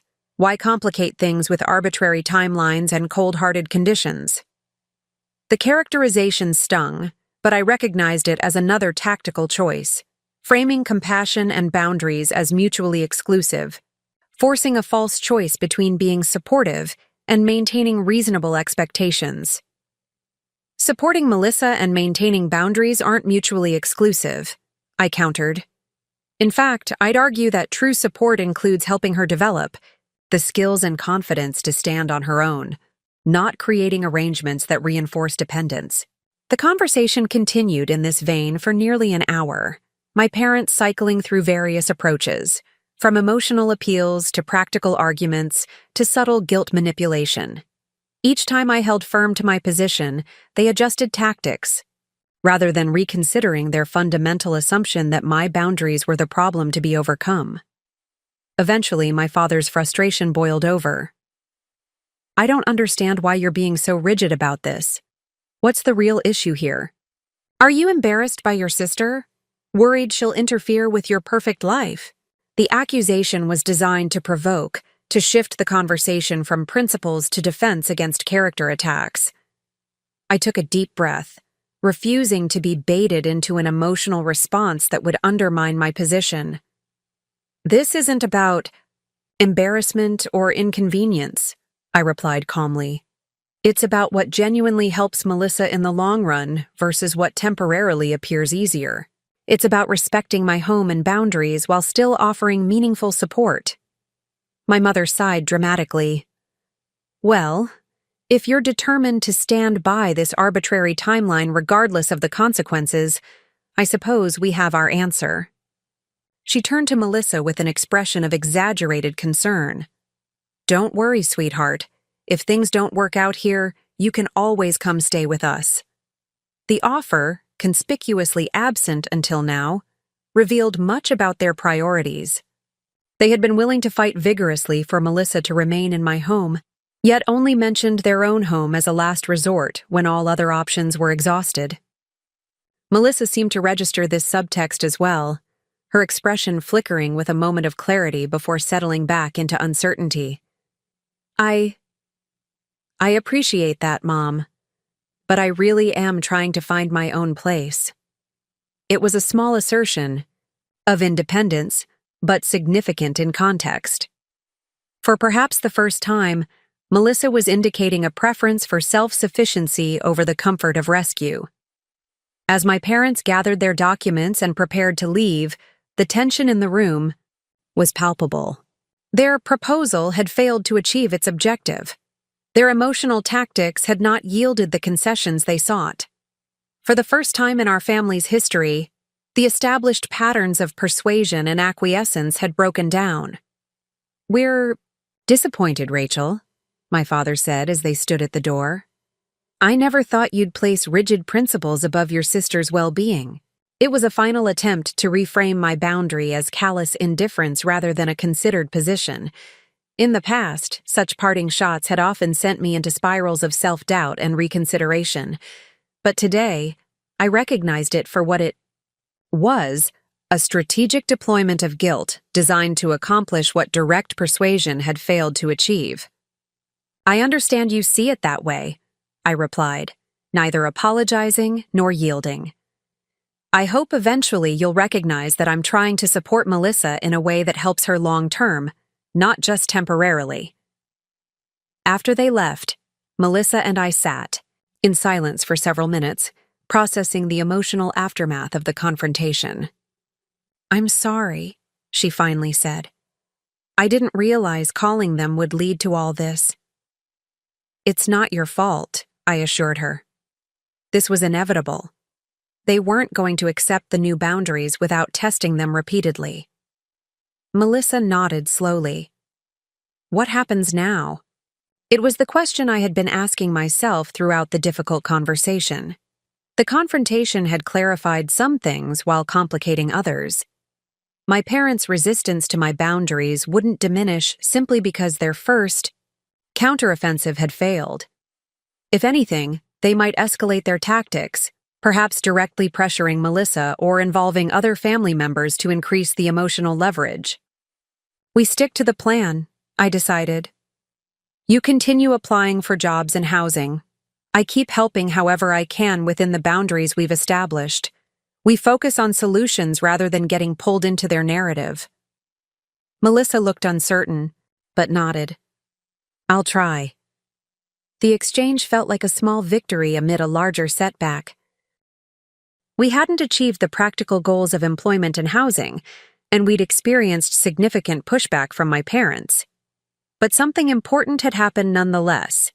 I had maintained my boundaries despite intense pressure, and Melissa had witnessed an alternative to our family's traditional dynamics. As I cleaned up the coffee cups left from my parents' visit, I reflected on what this first major test had revealed. The path toward healthier relationships would not be smooth or linear. There would be resistance, setbacks, and moments of doubt. Old patterns would reassert themselves when stress or uncertainty mounted. The comfortable familiarity of established roles would continue to exert a powerful gravitational pull. But I had remained standing despite the pressure. I had articulated my position clearly and defended it consistently. Whatever challenges lay ahead, I had proven to myself, and perhaps to Melissa as well, that change was possible, even when it required traveling through uncomfortable and unfamiliar territory. The half-painted hallway caught my eye as I passed. Still, unfinished, still a visible reminder of boundaries crossed. But now it represented something more. Not just a violation, but a turning point. Perhaps someday soon I would repaint it entirely, choosing a color that reflected not the past, but the future I was determined to create. One where mutual respect and healthy boundaries formed the foundation of genuinely supportive family relationships. The following Monday brought unexpected developments. I arrived at work to find an email from Catherine asking me to stop by her office when I had a moment. Assuming she wanted updates on the Boston project documentation, I gathered my notes and headed to her corner office after my morning coffee. Close the door, Catherine said as I entered, her tone suggesting this wasn't a routine project discussion. Once I was seated, she continued, I received an interesting call this morning from Robert Chen. Your father, I presume. I felt the blood drain from my face. My father called you? Here at work? Catherine nodded, her expression carefully neutral. He expressed concerns about your workload and suggested you might be under excessive stress that's affecting your personal judgment. He mentioned you'd recently returned from a demanding business trip and might benefit from some additional time off. The calculated intrusion of my family drama into my professional space left me momentarily speechless. This was a new tactic, one that threatened the career I had built so carefully over the years. I don't even know what to say, I finally managed. I'm sorry he involved you in this. It's completely inappropriate. Yes, it is, Catherine agreed matter-of-factly. Which is precisely why I wanted to speak with you directly rather than making assumptions based on a third-party account. I took a deep breath, collecting my thoughts. My father's call is related to a personal boundary I've established recently. My sister needed temporary housing, and I agreed to let her stay for 2 months while she finds her own place. My parents wanted a more permanent arrangement with renovations to my home, which I declined. They're not taking it well. Catherine listened attentively, nodding occasionally. When I finished explaining, she leaned back in her chair, considering me with a thoughtful expression. You know, Rachel, I've worked with you for 8 years now. In that time, I've seen you handle complex implementations, difficult clients, and interpersonal challenges with remarkable composure and integrity. Your judgment in professional contexts has been consistently sound. Why would I suddenly question your ability to make decisions in your personal life? Her vote of confidence was unexpected and deeply validating. Thank you. That means a lot, especially right now. Your father seemed to think I would have some influence over your decision, Catherine continued, as if questioning your judgment from a professional angle might succeed where familial pressure had failed. That's a new approach for them, I admitted. They've never involved my workplace before. Catherine's expression hardened slightly. Well, it's entirely inappropriate, and I want you to know I made that quite clear to him. Your personal boundaries are your own to establish and maintain. My only concern is ensuring you have the support you need during what sounds like a challenging time. Her straightforward support was like a lifeline in choppy waters. For days, I had navigated my family's relentless pressure without external validation that my position was reasonable. Catherine's clear-eyed assessment, free from the emotional entanglements and historical patterns that complicated family perspectives, offered objective confirmation that I wasn't being unreasonable or selfish. I appreciate that more than I can express, I said sincerely. This situation has been difficult. Standing firm on boundaries with family doesn't come naturally to me. Catherine smiled slightly. It rarely does to anyone. Family dynamics are established early and reinforced over decades. Changing them requires extraordinary courage and persistence. She paused, seeming to contemplate whether to share something personal. When I was in my 30s, I had to establish some difficult boundaries with my mother. She had developed a pattern of financial dependency that was becoming increasingly problematic. Setting limits was one of the hardest things I've ever done. This glimpse into Catherine's personal experience created an unexpected connection. I had always admired her professional capabilities, but had never considered that she might have navigated similar personal challenges. How did you handle it? I asked. Imperfectly, she admitted with a wry smile. There were tears, accusations, periods of estrangement. But eventually, we established a new relationship, one with clearer expectations and greater mutual respect. The short-term pain led to long-term health for both of us. Her story offered something my logical understanding of boundaries had lacked: hope that the current difficulties might eventually yield to a better, healthier relationship with my family. Did your mother eventually understand why you needed those boundaries? I asked, seeking reassurance that reconciliation was possible. Catherine considered this carefully. Yes and no. She came to accept the boundaries and even respect them. But I'm not sure she ever fully understood my perspective. Some generational and personality differences may simply be too fundamental to bridge completely. What matters is finding a way to interact respectfully despite those differences. This nuanced perspective adjusted my expectations. Perhaps success wouldn't look like my parents having a dramatic revelation about our family dynamics. Perhaps it would be more subtle, a gradual adjustment to new parameters, a slow evolution toward more balanced interactions. Thank you for sharing that, I said, and for not letting my father's call influence your perception of me. Of course, Catherine replied. Though I should mention, this wasn't entirely altruistic on my part. At my questioning look, she continued, I've been meaning to discuss something with you. The Boston implementation was the final piece I needed to confirm what I've suspected for some time. You're ready for advancement. The abrupt shift in conversation caught me off guard. Advancement? I'm recommending you for Director of Implementation. Services, she said. Jacob is moving to the London office in September, and his position will need to be filled. Your technical skills are excellent, but more importantly, you've demonstrated the judgment, interpersonal capabilities, and integrity the role requires. I sat back, processing this unexpected information. I thank you. That's a significant opportunity. It is, Catherine agreed, and the timing might be fortuitous. The position would involve a substantial salary increase, which could provide additional options for helping your sister while maintaining your boundaries. Perhaps assisting with a security deposit or co-signing a lease without having her live with you permanently. The observation was astute. Additional financial resources would expand the range of possible solutions, potentially creating alternatives that respected my boundaries while still providing meaningful support to Melissa. That's an excellent point, I acknowledged. I hadn't considered how career advancement might directly impact my personal situation. Professional and personal lives are never truly separate, Catherine noted.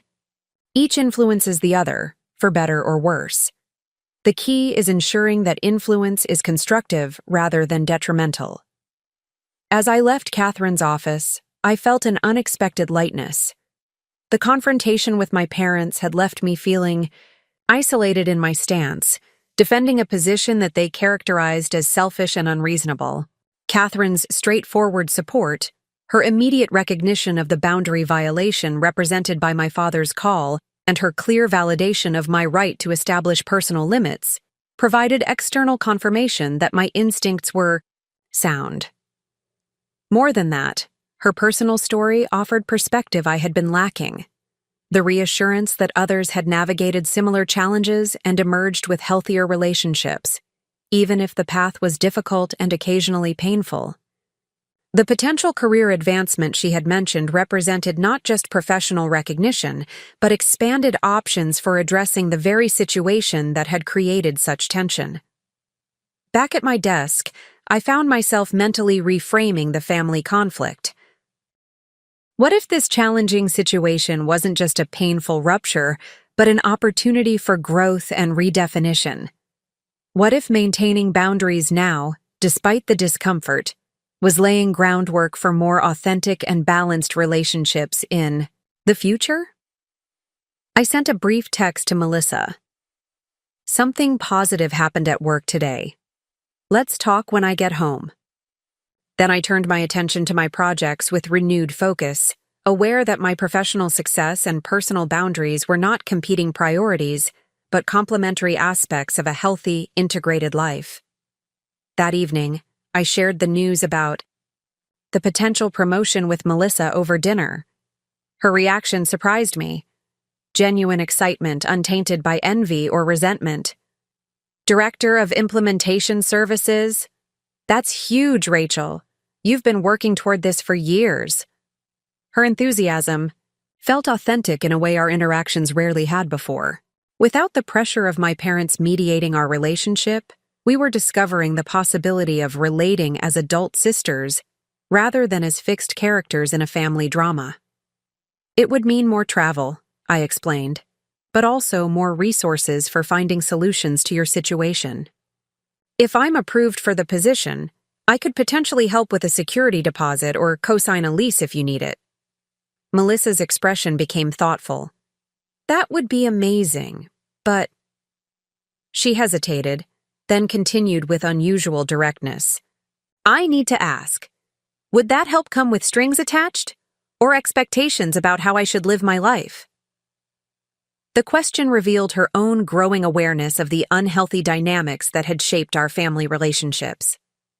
She wasn't just seeking assistance, but clarifying the terms of that support, ensuring it wouldn't replicate the same controlling patterns we were both trying to escape. No strings, I assured her. Just practical help toward independence.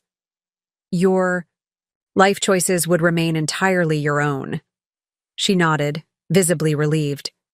I think that's what's been missing all along. Mom and Dad's help always comes with this unspoken expectation that they get to direct my choices afterward. It's why I've both needed and resented their support. This insight represented significant growth in her self-awareness.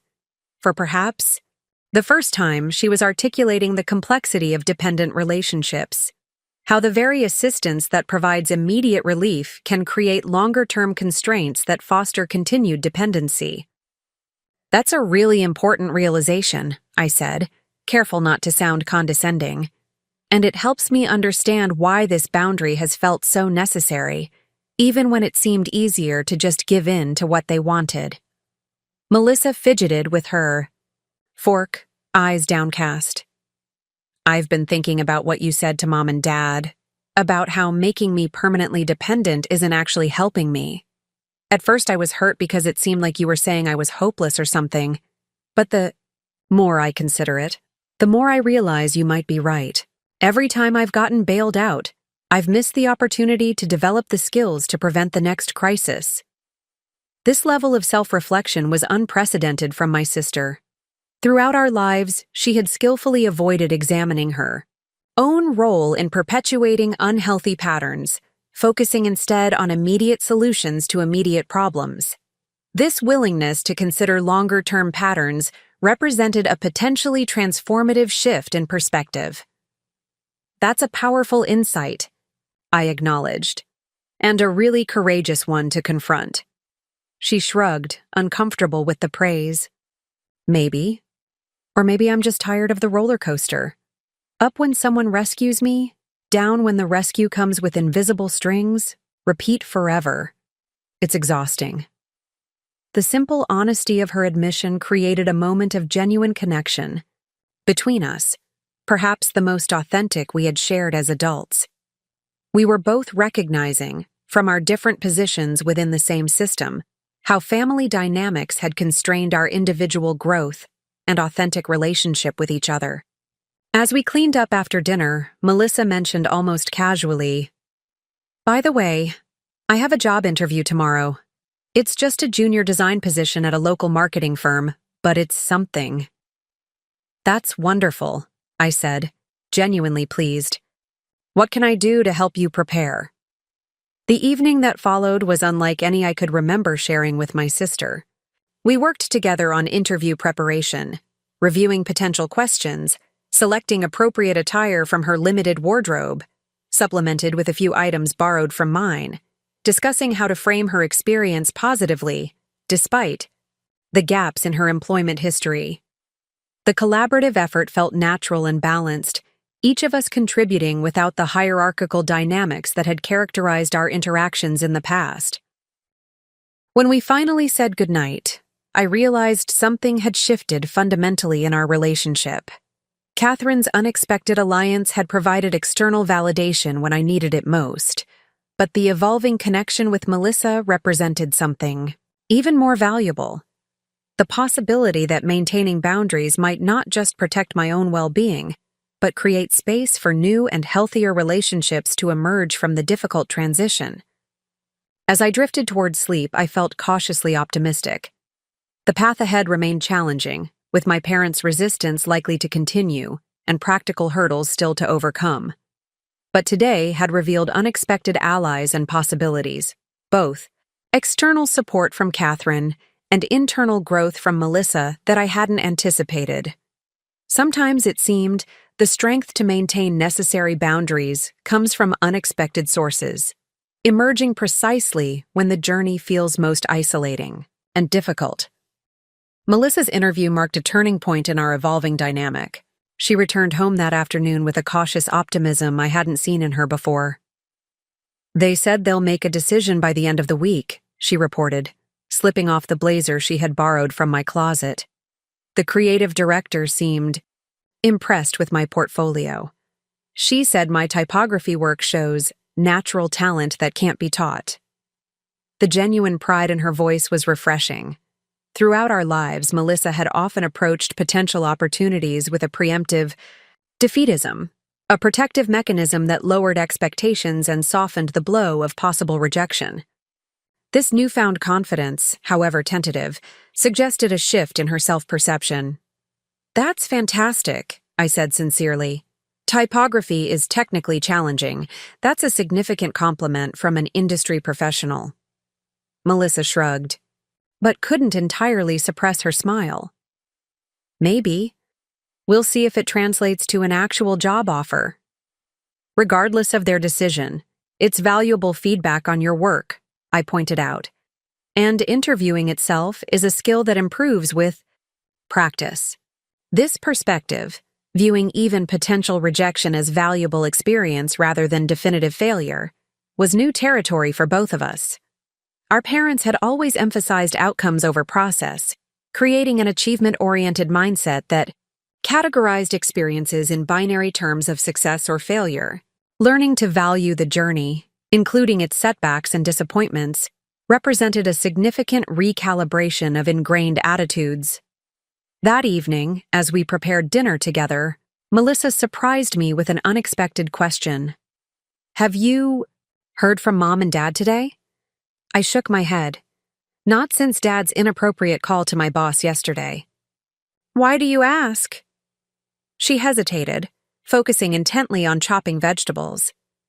"They've been texting me constantly, asking how things are going, whether you've reconsidered your position, if I'm making any progress finding my own place." This wasn't surprising. With direct pressure unsuccessful, my parents would naturally seek indirect influence through Melissa. "What have you told them?" "Mostly just that I'm applying for jobs and we're getting along fine," she replied. "But they keep pushing for more details, trying to find weaknesses in the arrangement to exploit." She set down the knife, looking directly at me. "I need to learn how to communicate with them without getting pulled into their tactics." Her request struck me as remarkably insightful. She wasn't asking me to intervene or shield her from our parents' pressure, the historically established pattern, but rather seeking skills to navigate the relationship herself. "That's a really mature perspective," I acknowledged, "and honestly, it's something I'm still learning myself." "You seem to be doing better than I am," she observed. "The way you handled them during their ambush visit was impressive. You stayed calm and clear about your boundaries without getting pulled into the emotional drama they were creating." Her perception was more generous than accurate. While I had maintained my position, I had felt anything but calm internally. It was difficult, I admitted. Every instinct was screaming to give in just to restore peace. But I've been working on communicating more effectively in challenging situations. Melissa looked interested. "How? I mean, specifically, what techniques help you stay centered when they're pushing all the guilt buttons?" This question opened a conversation unlike any we had previously shared. For the next hour, as we cooked and ate dinner, we discussed practical strategies for maintaining boundaries in emotionally charged situations. Recognizing manipulation tactics, using pauses to regain composure, employing I statements to express needs without accusation, distinguishing between genuine emergencies and manufactured crises. "The hardest part for me," Melissa confessed, "is the guilt. When Mom starts talking about how worried she is, or how much they've sacrificed for us, I feel terrible for causing them distress, even when I know they're manipulating me." "That's by design," I explained. "The guilt is a tool they've used because it works. We were conditioned from childhood to prioritize their emotional comfort over our own needs. Breaking that pattern feels wrong because it contradicts everything we internalized growing up." "So how do you deal with the guilt?" she asked. I considered this carefully. I remind myself that setting healthy boundaries isn't selfish. It's necessary for authentic relationships. When I feel guilty, I ask myself, would I expect someone else to sacrifice their well-being in this way? Would I impose these expectations on someone I respect? Usually the answer is no, which helps me recognize the double standard I've been applying to myself. Melissa absorbed this, nodding slowly. "That makes sense. I've never really thought about it that way before." Our conversation continued into the evening, ranging beyond boundary setting to broader questions of self-determination and authentic identity. For both of us, our sense of self had been heavily influenced by our designated family roles, my identity as the responsible achiever, her identity as the creative free spirit in need of rescue. Examining these prescribed identities critically opened space to consider who we might be beyond these limitations. The next morning, I found Melissa at the dining table, a notebook open before her, writing intently. "What's that?" I asked, pouring my morning coffee. She looked up, slightly embarrassed. "It sounds corny, but I'm making a script for when Mom calls later. Based on what we talked about last night, I'm preparing some responses to the tactics I know she'll use." The proactive approach impressed me. Rather than dreading the inevitable pressure and responding reactively, she was strategically preparing to engage on her own terms. "That's brilliant," I said genuinely. "Mind if I take a look?" She hesitated briefly before sliding the notebook toward me. The page contained several anticipated questions or statements from our mother, each followed by Melissa's planned response. "We're so worried about you. I appreciate your concern, but I'm actively working on building independence, which is healthier for everyone long term. After everything we've done for you, I'm grateful for your support throughout my life. Now I need to develop skills to stand on my own, which is the greatest gift you can give me. Your sister is being unreasonable. Rachel has been clear about her boundaries and generous within them. I respect her right to make decisions about her own home." Reading through her planned responses, I was struck by their thoughtfulness and clarity. Each acknowledged the emotional content of our mother's statements, while gently redirecting toward healthier expectations. There was no defensiveness or counter-accusation, just calm assertion of reasonable boundaries. "These are excellent," I told her, returning the notebook. "Clear, respectful, but firm." "They're easier to write than they'll be to say," she admitted. "But having them prepared might help me stay on track instead of getting derailed by guilt or falling back into old patterns." This deliberate approach to communication represented significant growth. Rather than viewing interactions with our parents as unpredictable emotional minefields that could only be navigated through compliance or avoidance, she was developing tools to engage authentically while protecting her own boundaries. Later, that morning as I prepared to leave for work, Melissa stopped me at the door. "I've been thinking about something else from our conversation last night. You mentioned distinguishing between genuine emergencies and manufactured crises. How do you tell the difference?" It was an insightful question that cut to the heart of many family dynamics. "That's challenging," I acknowledged. "In our family, there's been a pattern of elevating normal life challenges to crisis level to justify intervention. I've found it helpful to ask, is this situation genuinely urgent and beyond the person's capacity to handle? Or is it uncomfortable but manageable? With appropriate support?" Melissa considered this. "Like when I lost my apartment. It felt like an emergency in the moment, but looking back, there were warning signs for months that I ignored. And there were options besides moving in here that didn't get explored, because the crisis narrative took over."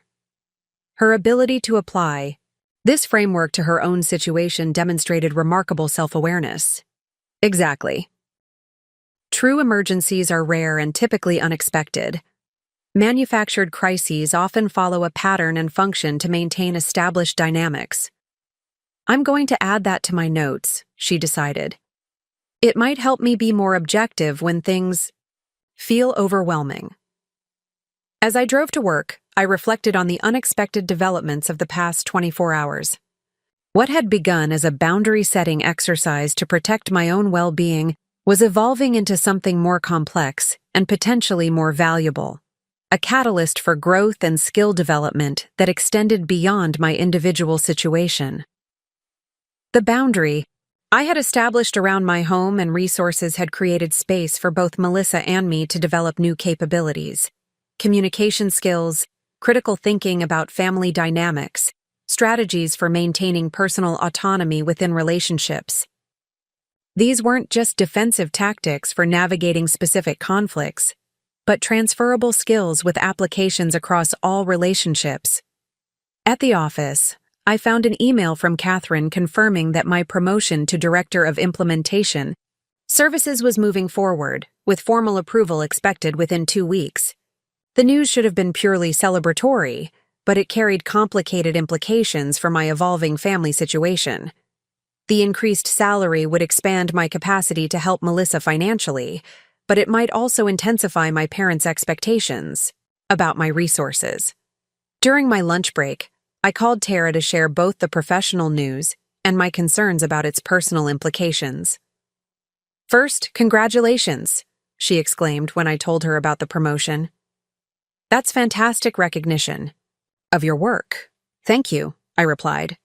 "I'm excited about the opportunity, but also thinking about how to prevent it from complicating the boundary issues with my family." "That's valid," Tara acknowledged. "Success often brings increased expectations from others, especially family members who feel entitled to the benefits of that success." "Exactly.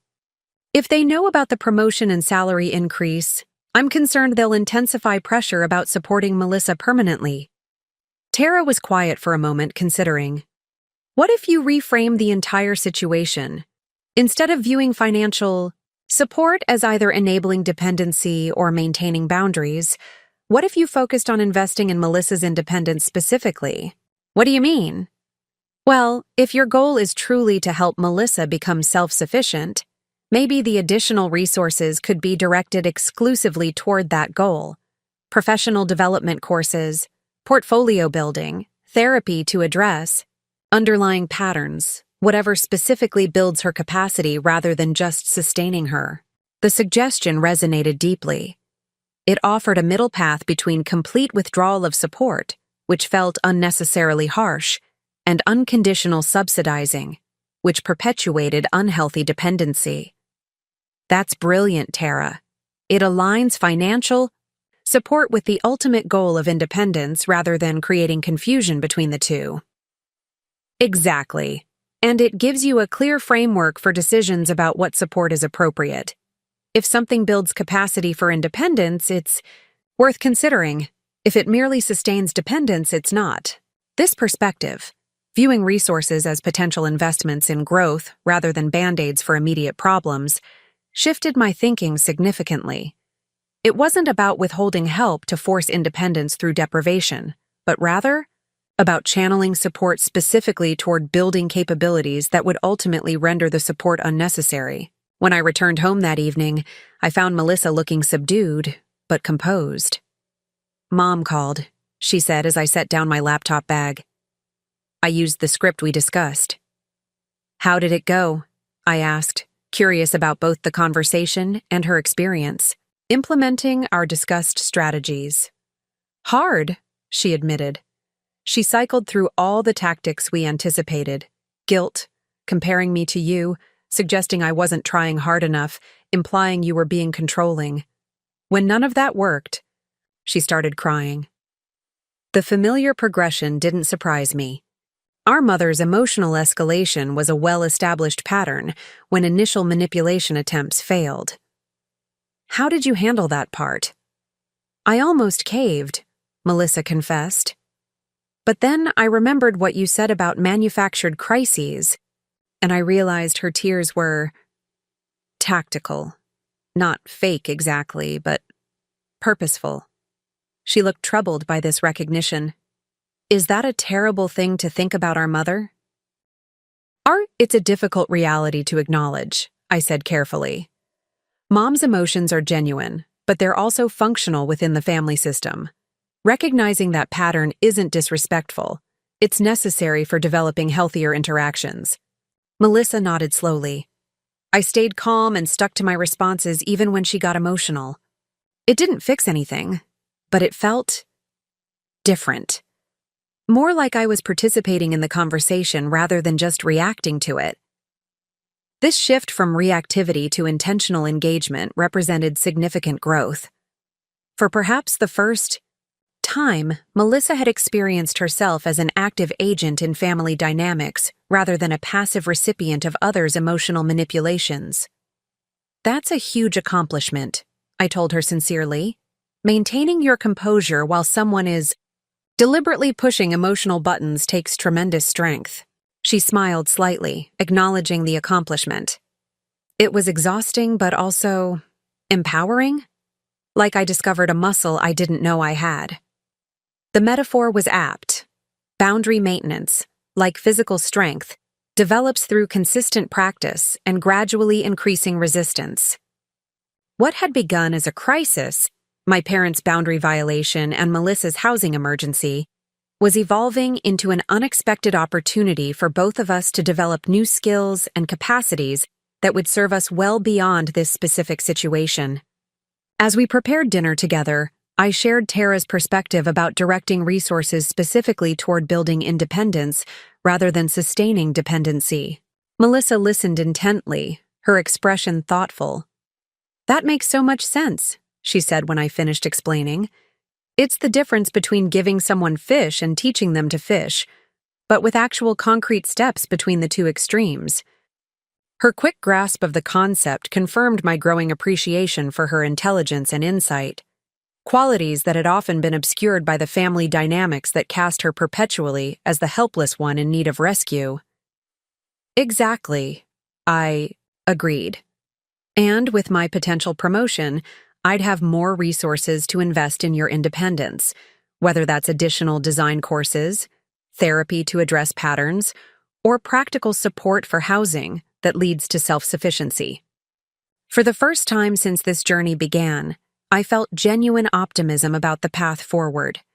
The boundary I had established wasn't just a defensive wall to protect my own well-being, but a foundation for new growth and development, both for myself and, unexpectedly, for Melissa as well.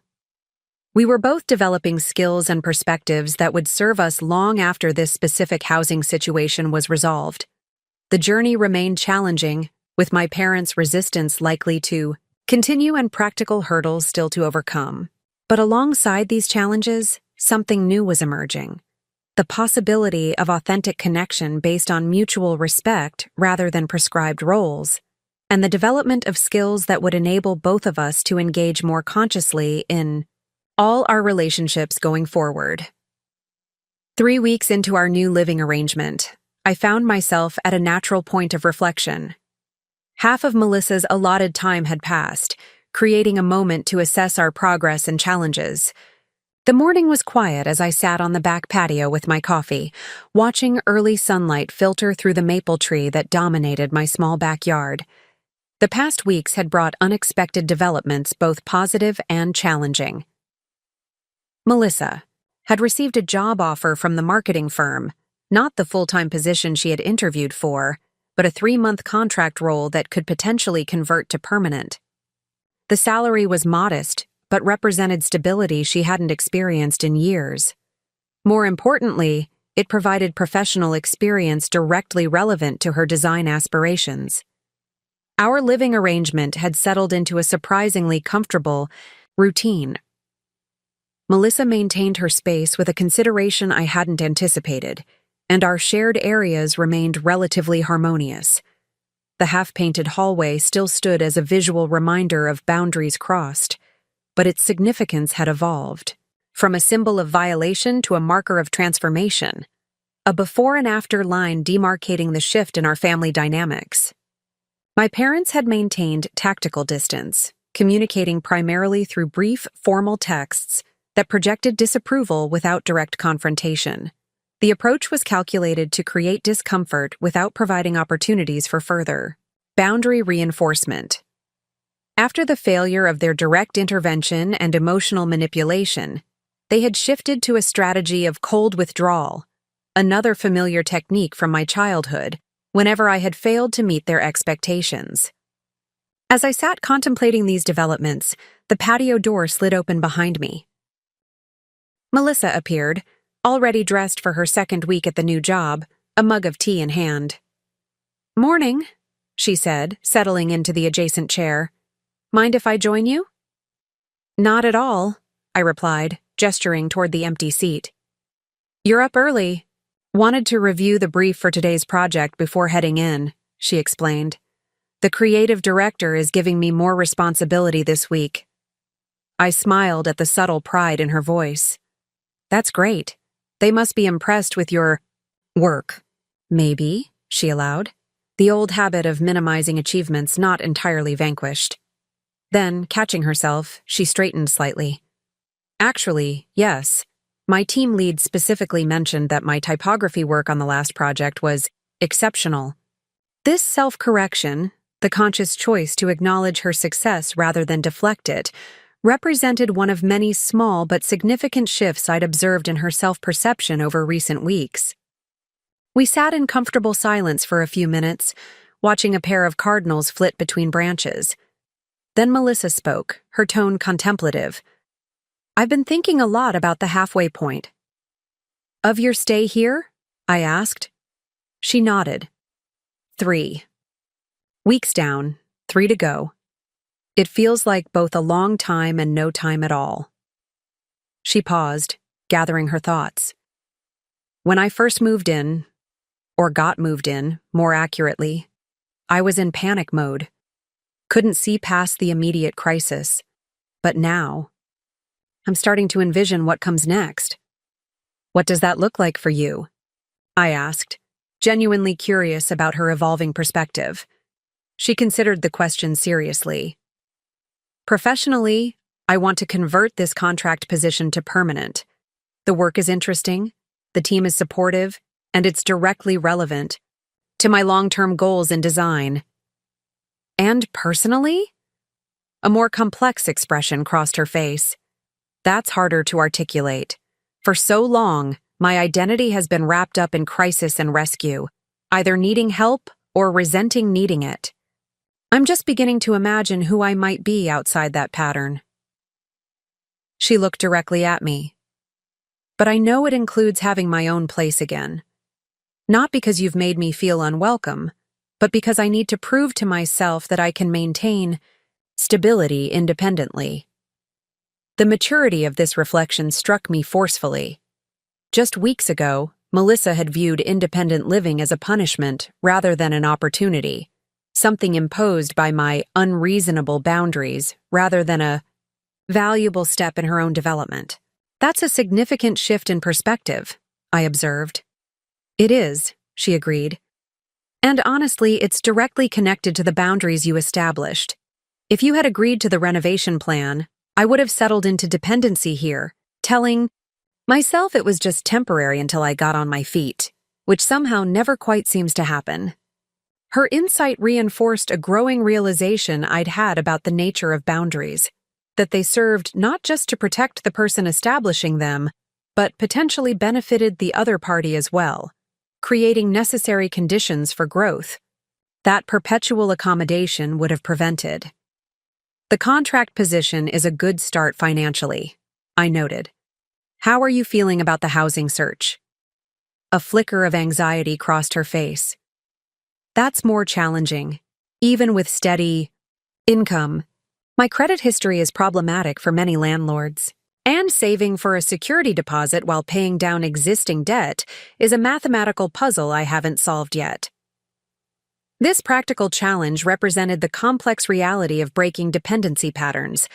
The theoretical decision to embrace independence encountered tangible financial obstacles created by previous choices and circumstances. "I've been thinking about that," I said, sharing an idea that had formed over recent days. "What if we created a matched savings arrangement?" "What do you mean?" "For every dollar you save toward housing costs, I match it," I explained. "It provides meaningful help without creating dependency.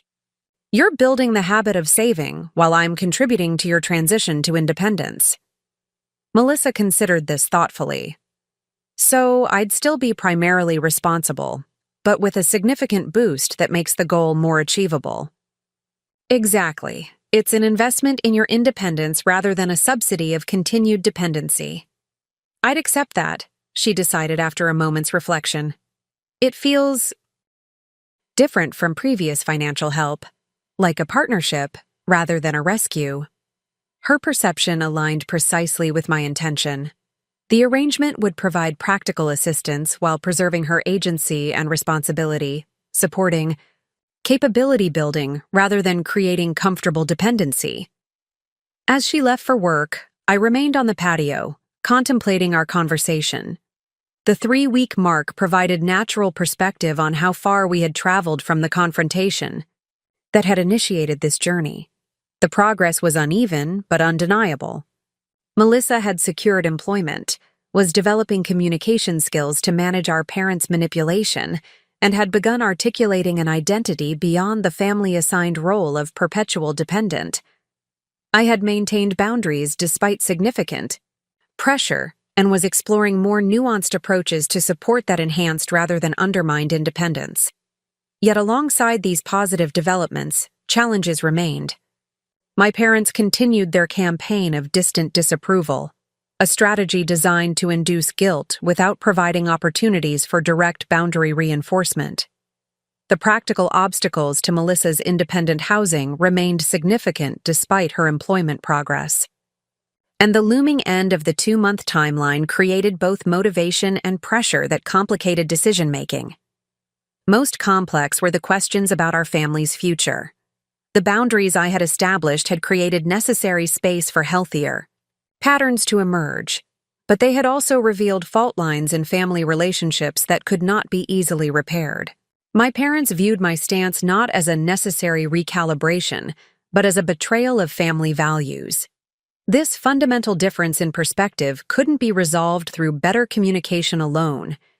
It represented divergent worldviews about family, obligations, and individual autonomy. My phone chimed with a text from Catherine. Promotion officially approved. Announcement tomorrow. Congratulations, Director Chen. The professional milestone contrasted with the personal complexities I was navigating. In my career, progress felt clear and measurable. Responsibilities increased, recognition secured, advancement achieved through consistent performance and strategic choices. In family relationships, progress was messier, non-linear, with success, defined not by external recognition, but by the often invisible development of healthier patterns and more authentic connections. Yet there were surprising parallels between the two domains. Both required clear communication, boundary setting, strategic thinking, and the courage to advocate for necessary changes despite resistance. The skills I had developed professionally had provided unexpected resources for navigating family challenges, while the personal growth catalyzed by family conflict had enhanced my leadership capabilities in ways that likely contributed to my promotion. As morning advanced toward midday, I finally rose from the patio, carrying these reflections with me. The halfway point of Melissa's stay represented not just a calendar milestone, but a psychological turning point, a moment to acknowledge progress, reassess challenges, and recommit to the difficult but necessary path of transformation.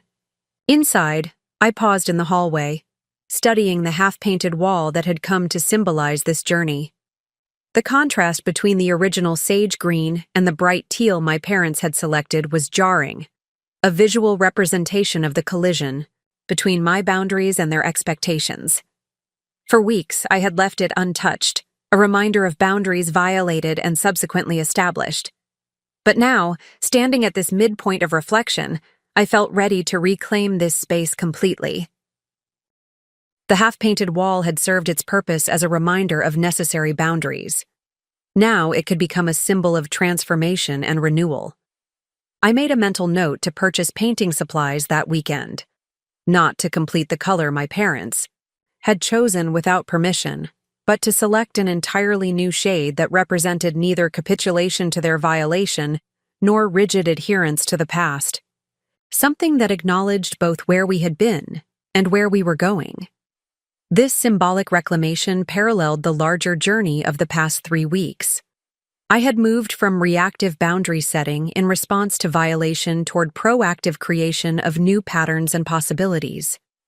The initial focus on what I didn't want, unauthorized changes to my home, unlimited access to my resources, disregard for my autonomy, had evolved into clearer vision of what I did want. Authentic relationships based on mutual respect, support, that enhanced rather than undermined capability. Family connections that accommodated individual differences rather than suppressing them. The remainder of Melissa's stay would undoubtedly bring further challenges. My parents might escalate their tactics as the 2-month deadline approached. Practical obstacles to Melissa's independence might prove more difficult than anticipated. The habits and patterns established over decades wouldn't surrender easily to new awareness and intentions. Yet standing at this midpoint, I felt a quiet confidence that hadn't been present at the beginning of this journey. We had navigated the initial crisis, established new patterns of communication, and begun developing skills that would serve us long after the immediate situation was resolved. Whatever challenges lay ahead, we approached them not as helpless participants in predetermined family dramas, but as conscious agents capable of creating healthier alternatives. The midpoint reflection offered neither triumphant resolution nor discouraging setback, but something more valuable: perspective on a journey of transformation that was unfolding according to its own organic timeline. Progress had been made, challenges remained, and the path forward would require continued courage and commitment.